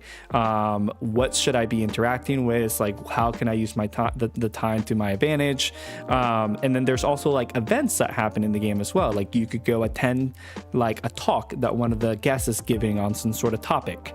And that might illuminate certain facts about them. Or you could skip dinner. You could go to dinner, you could skip dinner, and there's all these little scenes that you could kind of go to. So you can't do everything in the game, which I always really like when games do that. But then the detective aspect to it is really clever because you have to actually profile certain guests. You have to go and like observe them, and then you have to go ask other guests about them, like, hey, like, do you know of this certain person? And all of that is going to populate this like mind map of this information that you have on a certain person. My favorite part of the game though is that as you uncover clues, there's like a literal list of like, what do I know of the culprit? And so like one of the clues that you get pretty early on, not really a spoiler, is that you learn that the culprit wears medium-sized shoes. And then that is a fact that you can start to like cross-reference with all the guests. So then you try to sneak into their rooms and find their shoes, and then you learn like, oh, well, this person wears a small shoe, or they wear like really heavy boots, so it's probably not them. And then you actually have to cross them off the list. There's like a big like clue like little like menu with all their portraits, and you have to cross them off and think like, okay, well, it's probably not them. And so yeah, it's like a really cool idea. Like I just feel like it really succeeds in like the sort of detective fantasy. And I do love that at the end of the game flat out asks you, who do you think did it? Like you have to come up with like, who is the guy, who is the person that came up with this, and you kind of get this really satisfying ending. But there's multiple endings, so you might actually get a bad ending. I got the good ending. I think I'm a master detective most of the time, honestly. But yeah, it's just really enjoyable. I like the art style a lot. I thought the story was really clever. It went through some pretty crazy places that I didn't expect it to. And even though like it's funny because sometimes I wish that it had a little bit more budget, but it does have voice acting, and I do think this sort of like comic book art style actually makes it like work in its favor. So yeah, it's a really big surprise for me. I think in another year, like in a slower year, this probably would be my game of the year. But yeah, I was really happy I got to beat it. I played it over a little bit of like a longer time period. I probably could have beat it faster, but it was like I kept playing it between like going on vacation and then going home for the holidays. So like I was really happy I was able to beat it in time to give it its flowers here, because I do think it's a really great game. And if I had a Steam Deck, I would have been playing this on my Steam Deck, because I think it would be a great experience on that as well. So yeah, definitely check this out. It's only on Steam right now. I will almost surely buy it either on Switch or on a Steam machine if I get it later. I guess I do have it on Steam already. But yeah, great game. Very highly recommend The Seance of Blake Manor. All right, sweet. That brings us into our favorite game of the year. And it just so happens to be the same game. We both gave a 10 out of 10. Gabe's only 10 out of 10 of the year. We both gave a 10 out of 10 to Hollow Knight Silksong. What an experience this was. I honestly feel like looking back on it, it was like a spiritual experience. I totally agree with that, actually. The lead up to the game, the experience of it all, the story of it, the fact that we played it all at the same time with our friends. There's only so many games that are able to accomplish that sort of zeitgeist moment where so many people are all playing the same thing at the same time and discovering it at the same time. Like I can think of, really, it's just Breath of the Wild, Tears of the Kingdom, and Elden Ring. And in the past, like, you know, so many years, it feels like those are the games that have accomplished that. And I felt like Silksong almost accomplished that. It pretty much did, if it weren't for the fact that it was so difficult that it pushed a lot of people out of being able to even have that conversation. So when we were playing Silksong, we were playing it alongside not just each other, but our friends Christian and Jake, who we play a lot of games on the channel with. And it really was like, wow, what a cool moment for us to just constantly be like, hey, what pathway did you go down? Like, oh, did you find this thing? Oh, what about this boss? Like, we were just constantly messaging each other to be like encouraging each other, giving each other hints. We would use in Discord, we use the hint feature all the time to cover things up. Yeah, like the spoiler feature. Like, hey, I've made it to, the spoiler feature. It really like brought us all together in a really, really cool way that kind of immediately to me made it stand out as like, this is an experience that like you only get every few years in video games. Not to mention the fact that from a gameplay perspective, it's so incredibly my stuff with like Metroidvania, platformer, really, really difficult, tight gameplay. I love the story and the world. I mean, I think Dispatch and Expedition 33 are the best narratives, but I actually think Silksong would be my third favorite narrative of the year. It's sort of themes of like organized religion versus building a community, like really spoke to me personally.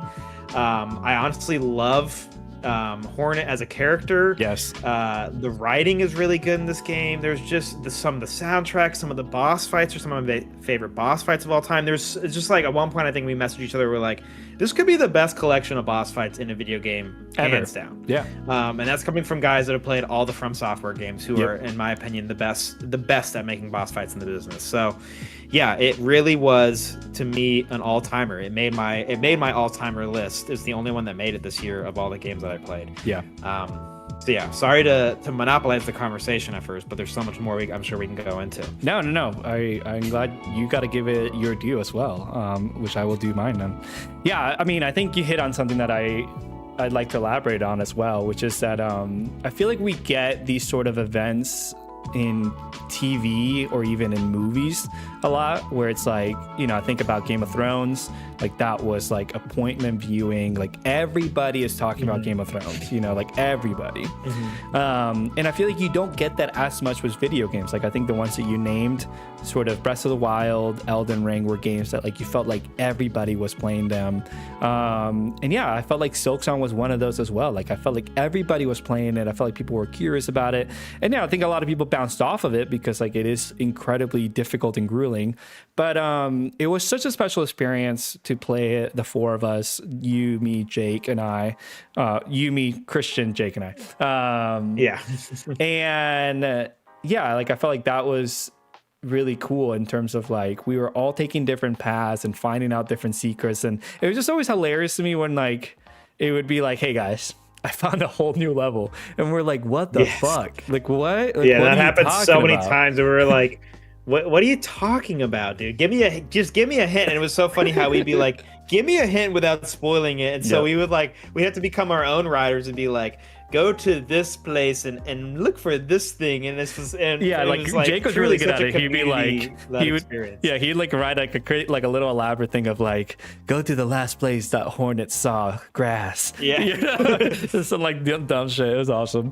But yeah, I think that experience was really special. But yeah, I mean, I gotta echo. I think the art to me is just one of the things that I almost like honestly kind of get a little emotional about. I think a lot about Animal Well from last year, which was a game that was made by one guy. He made every little aspect of that game. He did the music, he did all the like mechanics, the engine, and like to me that's just like so fucking cool. That's like someone creates this world, like dedicate themselves to like building every little aspect. In a lot of ways, like Silksong is a similar story. There's three guys and they made all of this stuff. They made all the world, and I love the detail that the guy who designs the characters, he hand draws every character, and some of those first drafts for the characters are what's in the game.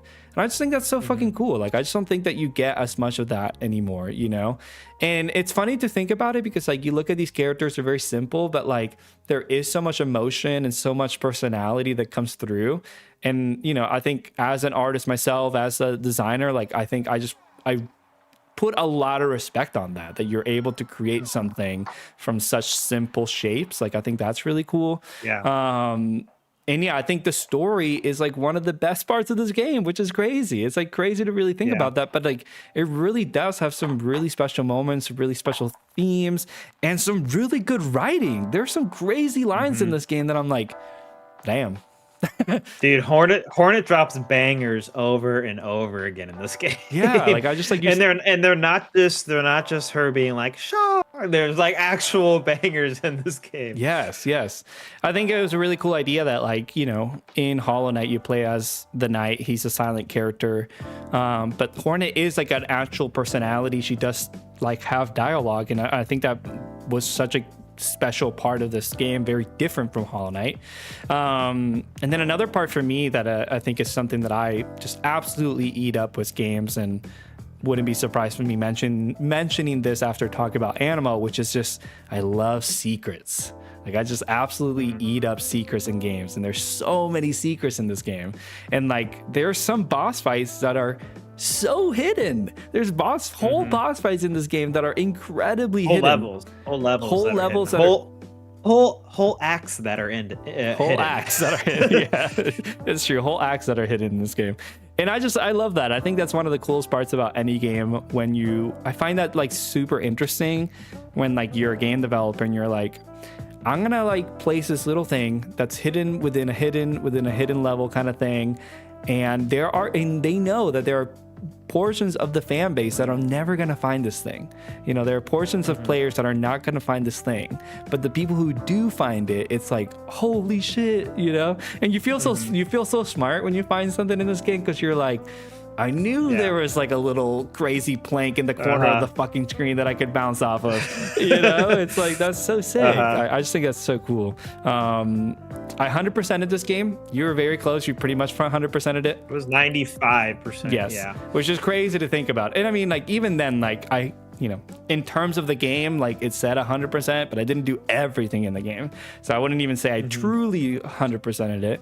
But I felt very compelled to just feel like, I think there are certain games where you just want to feel like you had like the fullest experience with it. And I very much felt like, man, I got to see everything. I got to like feel like I did as much as I could.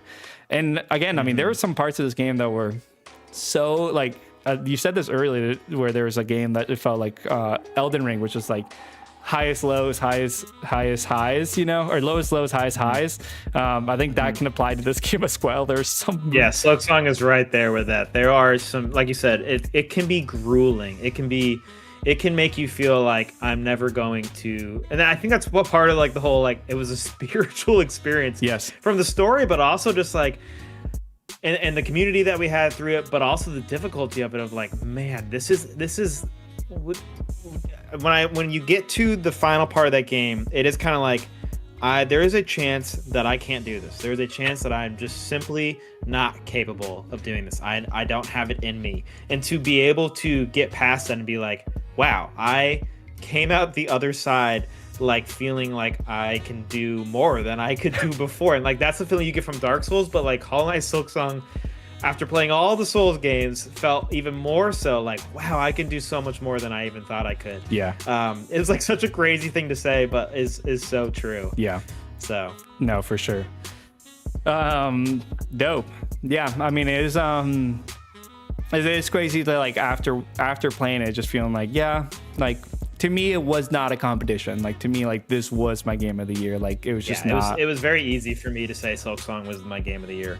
Yeah. It was several steps above the rest of the competition for me. It wasn't even like there's no argument. I just knew Silksong so early on into playing it. I was like, yeah, this is gonna be my game of the year. I am absolutely in love with it. Yeah. 100%. Really special stuff. Good stuff, dude. Okay. That brings us to the next part of the show as we close out. My favorite part of the show, our secret superlatives. So Gabe and I have each written 5 questions, and we don't know each other's questions. That's kind of the fun part of it. So we're going to ask each other. They're usually about some sort of game from the year. Could be other things, just kind of anything that has to do with gaming this year is what the questions are on. So yeah, we will get into that. Do you want me to go first, or do you want to go first? I'll kick us off. Okay. All right. My first question is, if you were a superhero at SDN, hence the agency from Dispatch, what would be your power and what would be your toxic trait? Because all the people in SDN not only have superpowers, but they're also incredibly toxic people. So you got to give me your power and your toxic trait. And for these, we'll go back and forth, right? Like, I'll answer my own questions too. Right? Yeah. Yes. Yeah. If you want to answer your own question, then yes. Okay. Okay. For this one, I would say, this is tough how to answer this. A lot of the Dispatch experience is also the romancing of it all. And like the relationships with the characters. I'm trying not to lean into like a horny answer because they're all so hot. I would go with my superpower would be I would go with super speed, like was just similar to a character in the game, but like my super speed is I could go like forward or backwards in time. Wow, okay, cool. And then therefore my toxic trait would be that like you don't always know if maybe I might have messed with something. Like you can kind of pick up on it when it happens, but like you're not always totally sure. And then there could be like some really cool story moments from that too. I like that. That would be it. That's good. Well, I'm gonna go a different direction on that one because a lot of the characters are hot, but then there's one that isn't. And so I think my superpower would be that I can propel myself through the air by farts, like just like crazy explosive farts type of thing. But then like my toxic trait is that like I can only eat like certain like I can only eat one type of food. Maybe I can only eat Oreos, and so it's just like I can only eat sweets. And so like I go to a restaurant, it's like I'm only eating sweets, but then like that like powers my like super farts.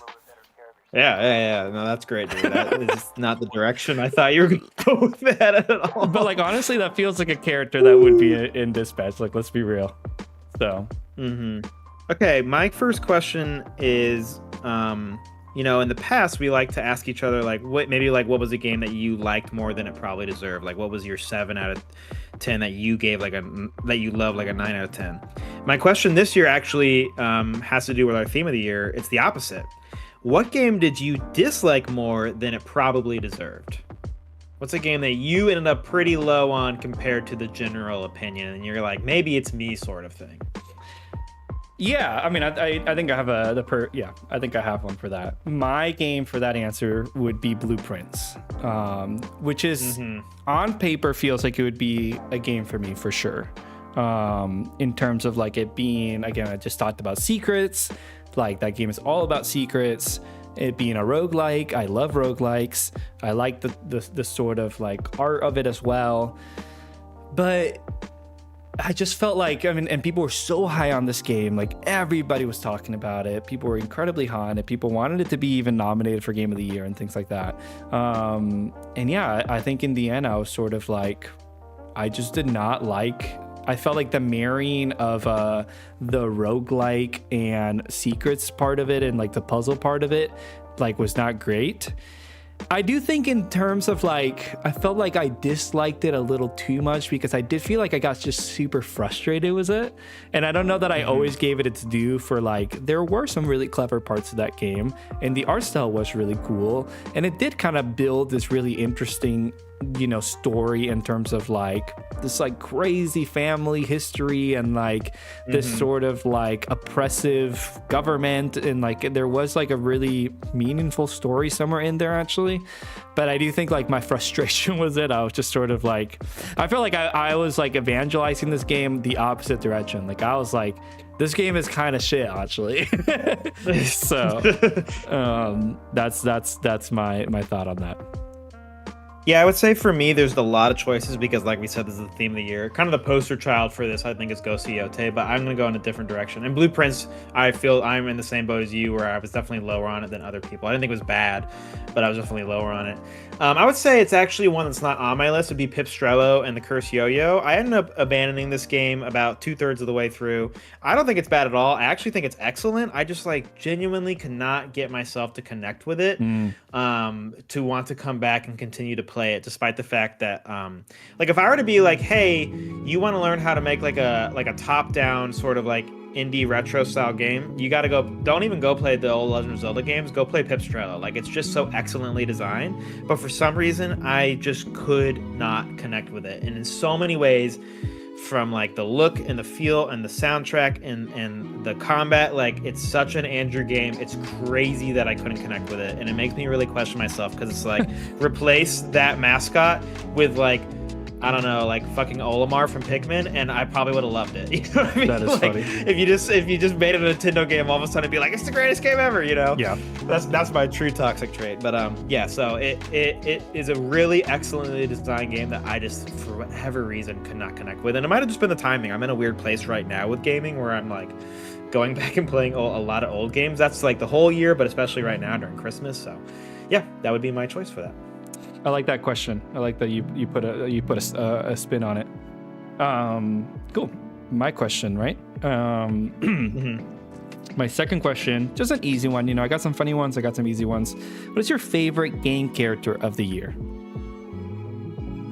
Game character of the year. Okay, I have a couple options. I mean, I already said it, and I will stick with it. I do think Hornet is my favorite game character of the year. I love, like, she starts off as this sort of like apathetic, like, I'm here really just to like kill this person who was messing with me because you don't mess with me, because she, like, Hornet, the lore of Hornet is like she could essentially be a god, but like chooses not to be. And so when she gets messed with at the beginning of the game, she's like, you don't mess with me, I'm gonna mess you up. And like that's her whole thing. But she like starts to go through on this journey, and like she sees all these bugs that are suffering, and she's like, at first she's like, hey, sorry that's going on, but like I'm not here to help you. I'm here to go kill this thing because it messed with me and you don't mess with me. Yeah. But eventually over time she goes from apathetic to empathetic, where she's like, I could, and this is so cool because it plays into the endings, and so I have to be very careful not to spoil anything, but it plays into the endings of her choice of being like either apathetic towards these people or empathetic towards them. And that also plays into your ability to push through and be like, I want to push through past my limits and show up for this world, essentially. That's just like part of what makes Silksong so special, is how all that works from a gameplay, from a story, from a character. Like it all comes together in such a cool way. So that's why Hornet is definitely it. There's a couple like, I loved Pauline and DK Bananza. I loved every time you slept, they'd have these like little moments, and they were like so freaking adorable. Yeah, those are good. So I really loved how they like characterized Pauline. I love Blonde Blazer. She's so cool. That was good. And I loved Minoko from Expedition 33. That guy had the sickest theme of all time. Yes. And it's just like, it's such a funny random theme where it's like, wow, this doesn't even sound like the rest of the game at all. Like this feels like a different genre from the rest of the game. And you never hear it again. It just plays for him and for him only. And it's so good. It's just like, it's just that what's the composer just like showing off that he's like, oh, hey, I also could do this whole other genre and I could do it really well, but I choose not to. Yep. Okay, so that is my answer. What would your answer be?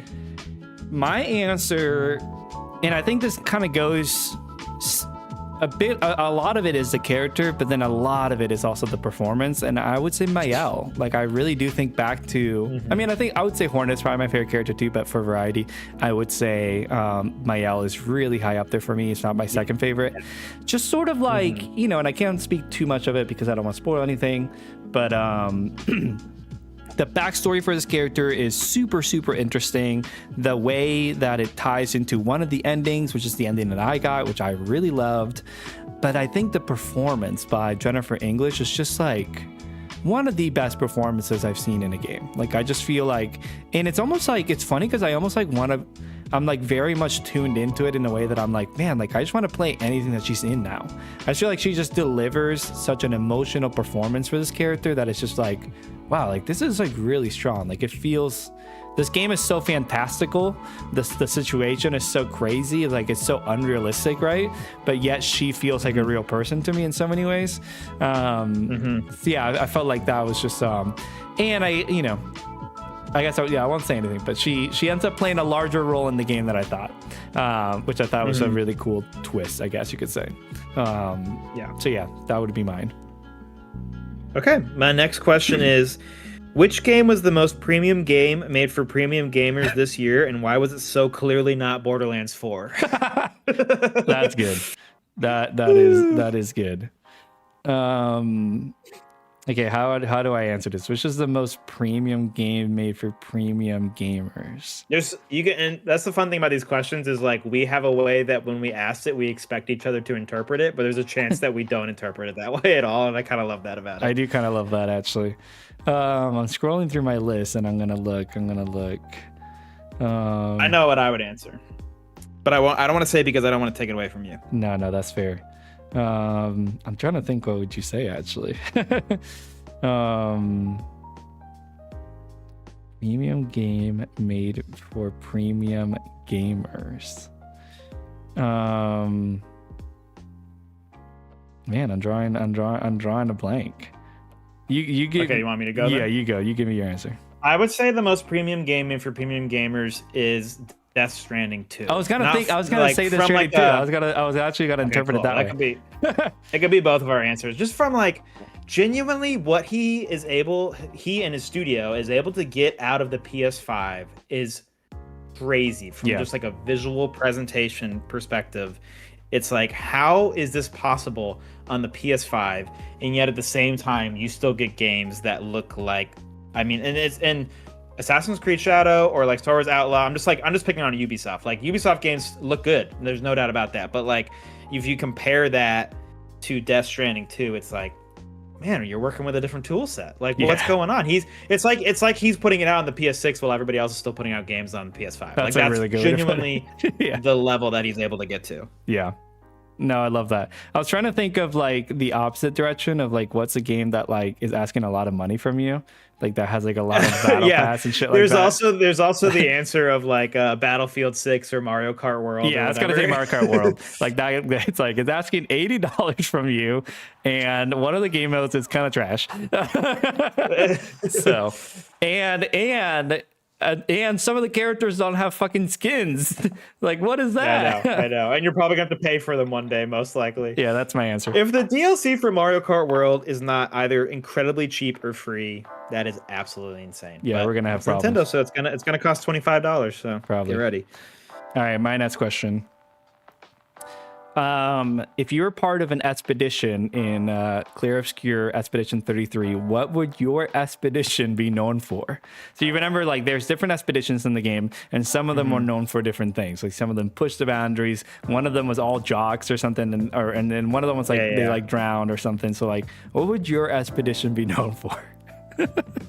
I would like my expedition to be known for, like, they're gonna come upon our dead bodies, right? Yes. And our dead bodies are gonna be like in this like sort of dilapidated village, you know, because it's all destroyed. But like they could tell that we were like, you know what, it's not working out. Let's just build a life here. And like we like just sort of like hung out and we're just like chilling, like playing games, knowing that like we only had a year to live, and like you could find like games in the corner and like just like cans of alcohol in the other corner. Like you're like, dang man, we were depending on Expedition 55 to make some progress, and these guys just totally just hung out for a year. Like, what happened here? That's hilarious. That's what would happen to my expedition. Thank you for rising to the challenge. That's amazing.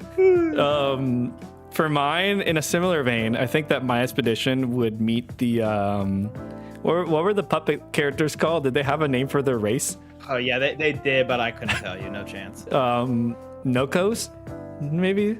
No, something like Nokos. Yeah, that's very close. Yeah, something like that. So my expedition came upon the Nokos. They met them, and they're like, you know what? Like, we could learn a lot from these people. And my expedition just kind of became obsessed with becoming them. And so they started wearing masks and having like crazy hair and shit. So then, like, when you come upon them, it's like all these corpses that like are all like whatever. And then you ask some of the Nokos, and it's like, oh, those guys were super weird, man. And yeah, they did not care about the like painters. Seriously appropriating our culture, yes. And we just kind of had to live with it for a year before they went away. And like the Nats expedition that comes to like the Noko camp, they're like, hey man, we'll talk to you, but like you can't be weird like the last expedition. Like don't appropriate our shit. Like, just be cool, okay? Yeah.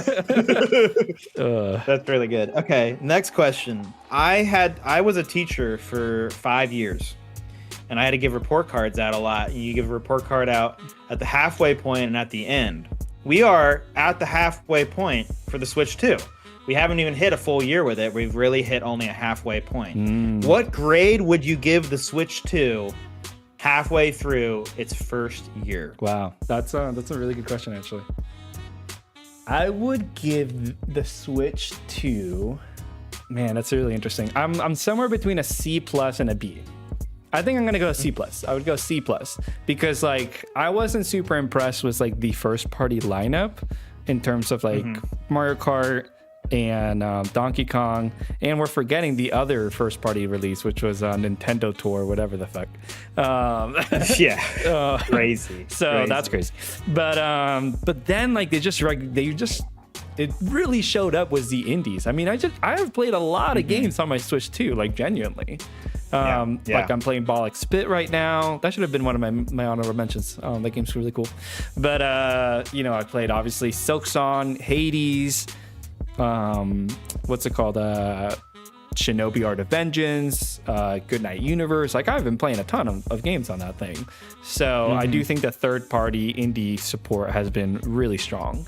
So I really need them to come out this year though with like some stronger first party stuff that I'm like, yes, like I am really freaking excited for that. And I mean, I am excited for Fortune's Weave. Like I think that's going to be a really good game. So hopefully they have other surprises up their sleeve. Yeah, so you're at like a C+ or a B-. I would say I'm at a B- or a B. Sometimes when I think of the Switch 2 lineup, I'm like, oh, it was a little bit weak. But then sometimes I think about it, I'm like, actually, for a first 6 months, they put out a lot of first-party games that were like at a 80 to a 90 level. And it's like, well, if I got that at a PlayStation, I'd be super happy. That's a good point. But then you also have to compare it to the Switch launch, which was an A+. Yes. It's the best. I think it's genuinely the best year launch of a console ever. 100%. Just the fact that you had Mario Odyssey and Breath of the Wild all within the first year of the Switch is like, that's never going to be done by anybody ever again. It's crazy. So it also is compared to that. And it's also like when you look at the 6 games nominated, 3 of those games are either one was exclusive to the Switch 2, but the other 2, like the best place to play those 2 games, Silksong and Hades 2, were pretty much the Switch 2. I mean, yes, you could argue the Steam Deck, and I get that, but I still think the Switch 2's ability to be on the TV at 4K 60 FPS and in your hands at 1080p and sometimes 120 FPS is like, yeah, that's crazy. That is a crazy, awesome ability that it has. And it's just now finally starting to be like, hey, clearly everybody has the kits now because we're starting to get a bunch of Switch 2 versions of games, which is great.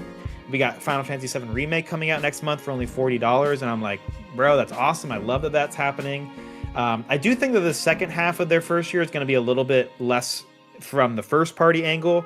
I think we're going to be lucky. I think we might get Fire Emblem in the first half of the year, and therefore it falls in the first year. That would be huge. Otherwise, it doesn't look that strong. But yeah, I would give it like a B- or a B. It's not. It definitely could have been better, but I don't think it was like a total flop by any means. There were really good games on here. The indies really showed up. The hardware itself is I think really good. But yeah, even I, as the big Nintendo guy, I'm like B-, B, you know? Well, and I think there's something else we should talk about, which you can speak to a little bit too. I mean, I can speak to it as well, but from a slightly limiting perspective, which is that to me, like, I just love the feel of the console. Like, the console just feels great. And you just recently bought a Steam Deck and you love it. But at the same time, I feel like your Switch 2 is a little bit more superior in terms of feel. The Switch 2 is still so portable. It's so easy. Like, you can dock a Steam Deck, but like there are issues with docking a Steam Deck. It's not necessarily built for that, so you don't get as good of an output on the TV. Where like when you dock a Switch 2, you're going to get a better experience because it's docked. Like, it is built to then be better that way. And then for the Steam Deck, you also you have to then deal with the whole like controller situation where it's like there isn't a controller specifically built for that, which they're fixing.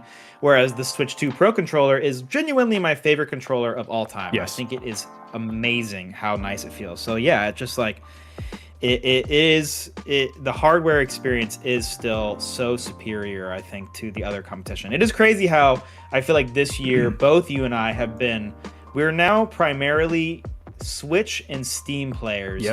And Xbox and PlayStation. I mean, I truly barely touch my Xbox outside of the fact that we do still have Game Pass.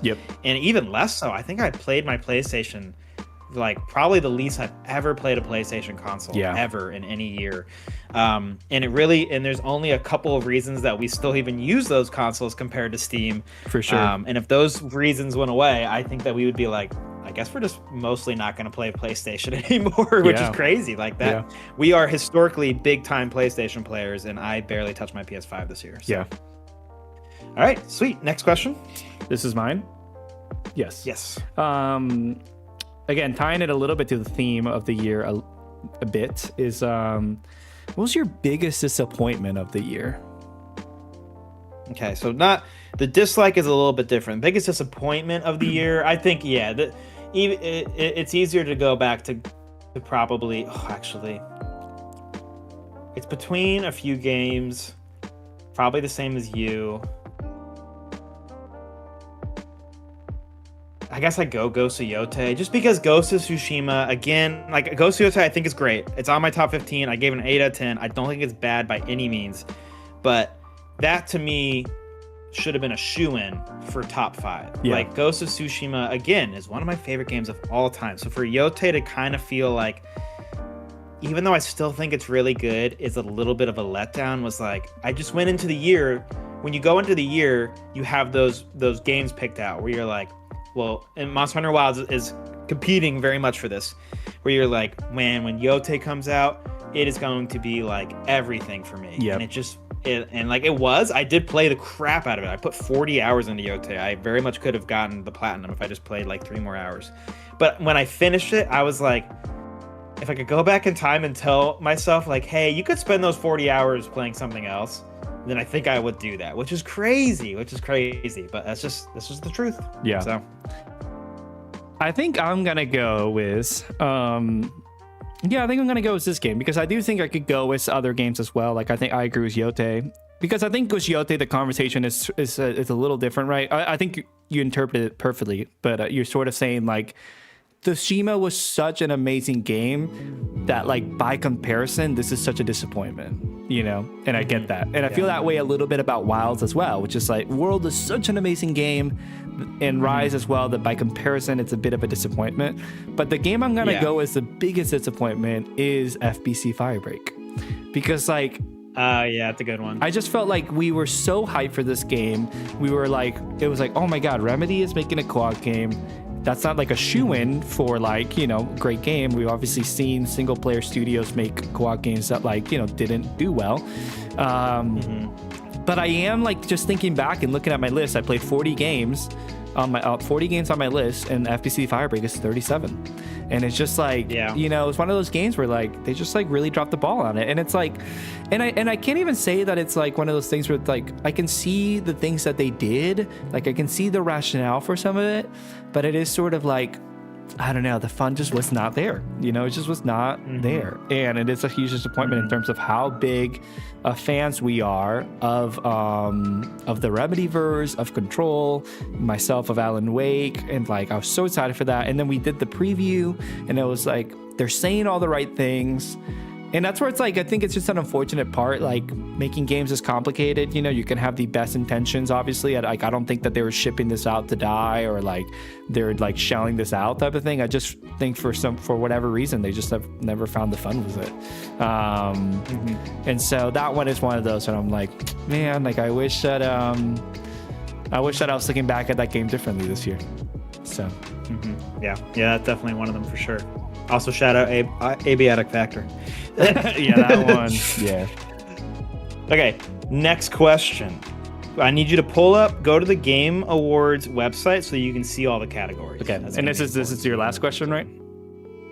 This will be the 4th question, not the final one. Oh yeah, you're right. Okay. The Game your Award. Next question is your last one. That's right. All right, you ready? You got it up? All right, hold on. Categories. You pull up on your phone too. Yeah, okay, I got the categories. Yes. Okay, cool. Oh no, Expedition 33 got gomage from 3 categories at the Game Awards. What 3 categories would you like to now re-award to someone else? Wow, that's really interesting. Notice how I use three categories twice to make 33. True. Love that. Come on. Okay, so I mean, I don't remember what it was nominated for, but I know that I pretty much nominated for. Just assume it was nominated for everything. Yes.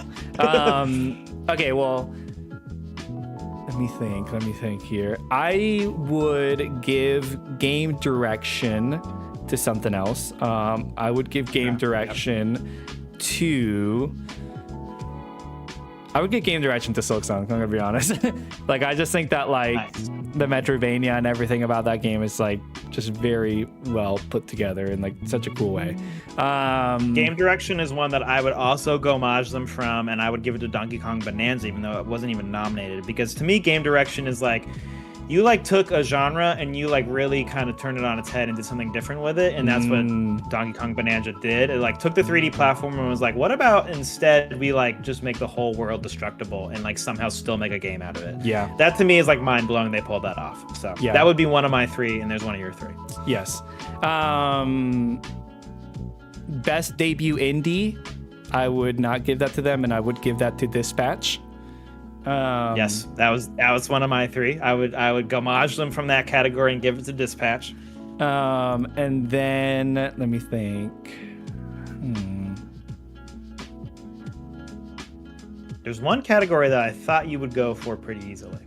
Let me see. Game direction, narrative, best You art, homage them from art direction, score and music, audio design. Man, I'm trying to think here. Let me see.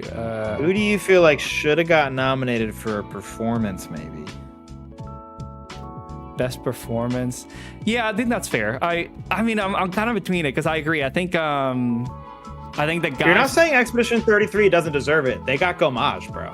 They're just gone. That's a really good way to think about it. Yes, I would think the Altars guy.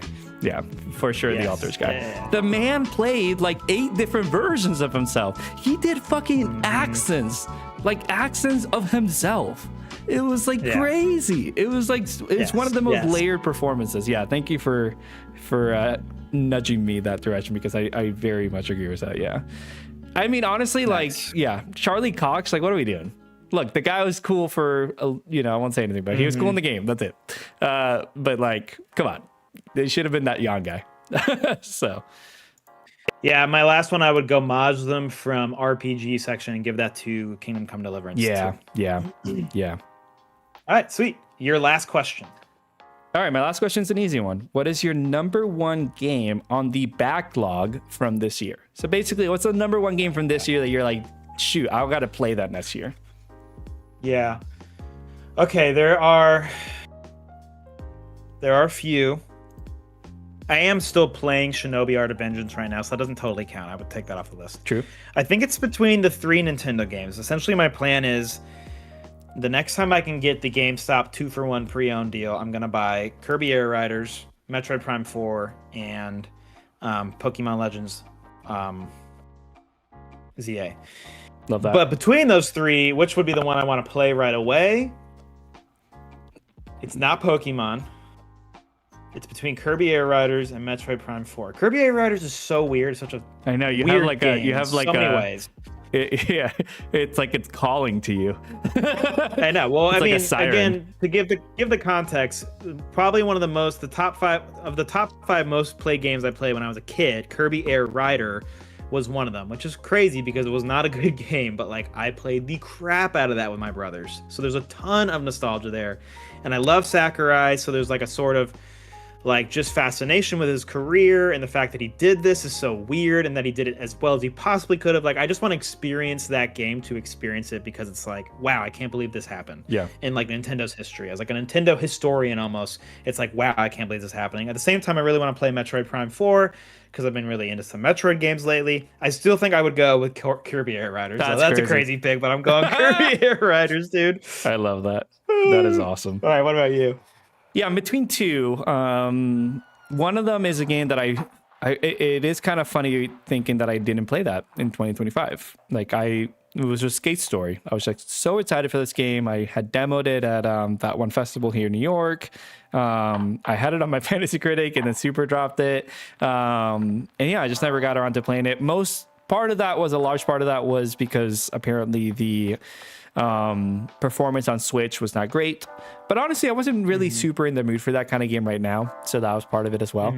But actually I think the one that I would actually say my pick is Silent Hill F, because it's a game that I was like really curious about, and I love horror games, and I didn't play a lot of horror games this year, which is crazy because I always want to play at least a couple, and that was pretty much the horror game of the year. So I was actually a little disappointed I never got around to that, but again, so many games this year, so what are you gonna do? What are you going to do? Okay, here's the last question, and I'm glad we saved it for last. The other theme of the year that we haven't talked about too overtly is that there were a lot of really good ending moments in games, whether that's a strong like last mission, a strong final boss, a strong final story moment. It feels like this year you could just point out so many games that just ended on a high note. I think I like 10. So what do you think? Which game ended the strongest? This is a tough question. Wow, yeah, that is a really tough question. I can go through some options while you think about it. I mean, and again, we have to do this with no spoilers because Yes. people are gonna watch this. Not, it has to be totally no spoiler. No, for sure. I mean, I'm looking at my list right now, and like a lot of the games on my top 5 ended really well.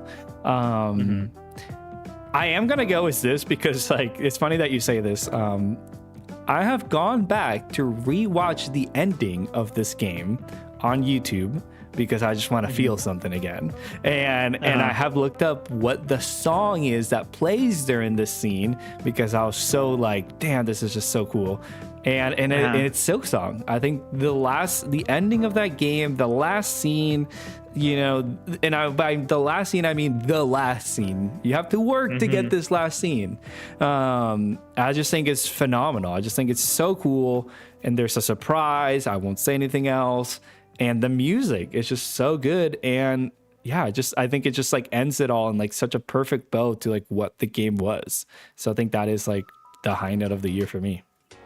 Yeah, well, mine is also Silksong. I have goosebumps right now thinking about that moment when you end the game, and it is just truly so beyond good. But I do want to give a lot of shout outs because there were some seriously good. It's just an ending can really make a game. And Yes. It feels like this year there were so many good endings, like Donkey Kong Bonanza's last sequence. Absolutely. Incredible. Totally Split agree. Fiction's last mission is one of the best gameplay moments I've ever seen in a game. Yes. Dispatch. I think Dispatch, the last episode of Dispatch, the last act or whatever. Good. Yeah, like just like really cool, really hype. Here's one you probably didn't think of: Absolum's final mission. I mean, yes. Final boss, I should say. Come on, the final boss of Absolum is crazy good. Yes, one of my favorite co-op moments of the year, easily. One of my favorite boss fights of the year, easily. Just like insanely good. And then here's a crazy one too. We've talked about this before. The last mission of Dying Light the Beast was crazy. Give it its flowers, dude. That mission was so good, actually. That was crazy. The game that we were like, this is good, but we're not like wild about. Had some hesitations, and then you get to that last mission, you're like, wow, they really pulled this off in a way that I'm like kind of shocked by. Yep. Yeah, so there was a lot of that. I would say Blueprints ended in a really cool way. So yeah, a lot of really good endings. So many boss fights in Nightreign were just fantastic cap-offs to, a run. So what about, this is probably one of the best endings the whole year, dude. What about the time that you, me, and Jake won Red Sec? That was a pretty dope ending. That was a pretty dope ending. I awesome. didn't even think about that. Yeah, I didn't even think about that. That was pretty hype. Great call. Good stuff, all right, dude. Love that. Well, that ends our year in gaming. We can close the chapter on the first day of the year. And as a matter of fact, we forgot one key thing, bro. Happy birthday to the Co-op Bros. It's our 7th birthday as a channel. We put out our first video on 1-1-2019. So this will be our 7th birthday. That's awesome. Pretty freaking cool. That is pretty cool. I didn't think about that. Yeah, I mean, I think we actually skipped a little bit of the housekeeping. So maybe we can go through that briefly before we close out. But yeah, I mean, awesome that we're going into the 7th year of the channel. That's insane to me. Where does time go? So many things to celebrate. Obviously, if you haven't seen, we hit 100K. Thank you so much for that. We got a shout out from our favorite gaming creators at Kinda Funny. Shout out to Greg Miller. That was amazing. We put out the monthly on the last day of the year. That was an undertaking. We had a lot of stuff to do. This sort of like closing year was like all our list videos and holidays coming up. And Andrew absolutely crushed the edit just in time to get it out, because I know that a lot of people look forward to that and we don't want to disappoint you. So that was really cool. But enough looking at the past. Let's look to the future, bro. What do we got coming up? Yeah, well, this is a fun start to the year because we are right away going to go into coverage of Dune Crawl. That game comes out very soon. almost too soon. So we're going to be playing it and getting our review out a couple weeks after the launch of it. But we're super excited to have that as a game to play right away. Usually in January, you have to like wait a little bit before you have a game that's like, okay, we're going to cover this game. But like, boom, right away we have Dune Crawl, and it looks really cool. But other than that, you've got our usual January videos. So we're going to have our every major co-op game coming out in the year 2026. We're going to cover probably like 50 plus games in that video. It's going to be crazy. And then our top 10 upcoming games of the year. So that's where we kind of focus in on just 10 games that that should be coming out in 2026. Of course, not all of the games end up coming out that year. But that is always a super popular video and one that we love to do because it helps get everybody excited for the year to come. Yes. Yeah, no, that's great. And I mean, on top of that, we're looking forward to No Rest for the Wicked as well. So that's going to be cool. Like game that we'll be playing pretty early. Out on January because it got its co-op update, so look forward to some coverage on that because that game is really cool and the way they're tackling co-op is super interesting, so definitely look forward to a how-to guide on how it all works. But yeah, lots of exciting things. Again, we are cooking on those list videos. The every major is looking great. There's so many insane co-op games coming out this year. You know, we have a friend in our Discord chat that said that 2026 is the year of co-op games. And we've had many years of strong co-op games, but honestly, like it is looking that way for this year. There are a lot of really strong co-op games coming out this year, and a lot of them are indie, which is super exciting. So you have to tune into those two videos, our every major and top 10 upcoming, to find out which they are. And yeah, for a lot of you that are watching this back, thanks for watching. We'll list our GG profiles in the chat. It's a really great app. We're not sponsored by them. It's just like a fun way to catalog your games. So definitely check that out. And yeah, comment down below any sort of opinions on our picks, any games that we missed. What are some of your top 10, 15 games from 2025? Yeah, we're very excited to keep doing this year and playing lots of games. Join our Discord as well. All right, that all sounds good. Everybody enjoy your New Year's. Happy birthday to the bros, and thanks for coming out to enjoy our year in gaming. We will see you guys all on the next one. Bye-bye. Bye, guys. Peace.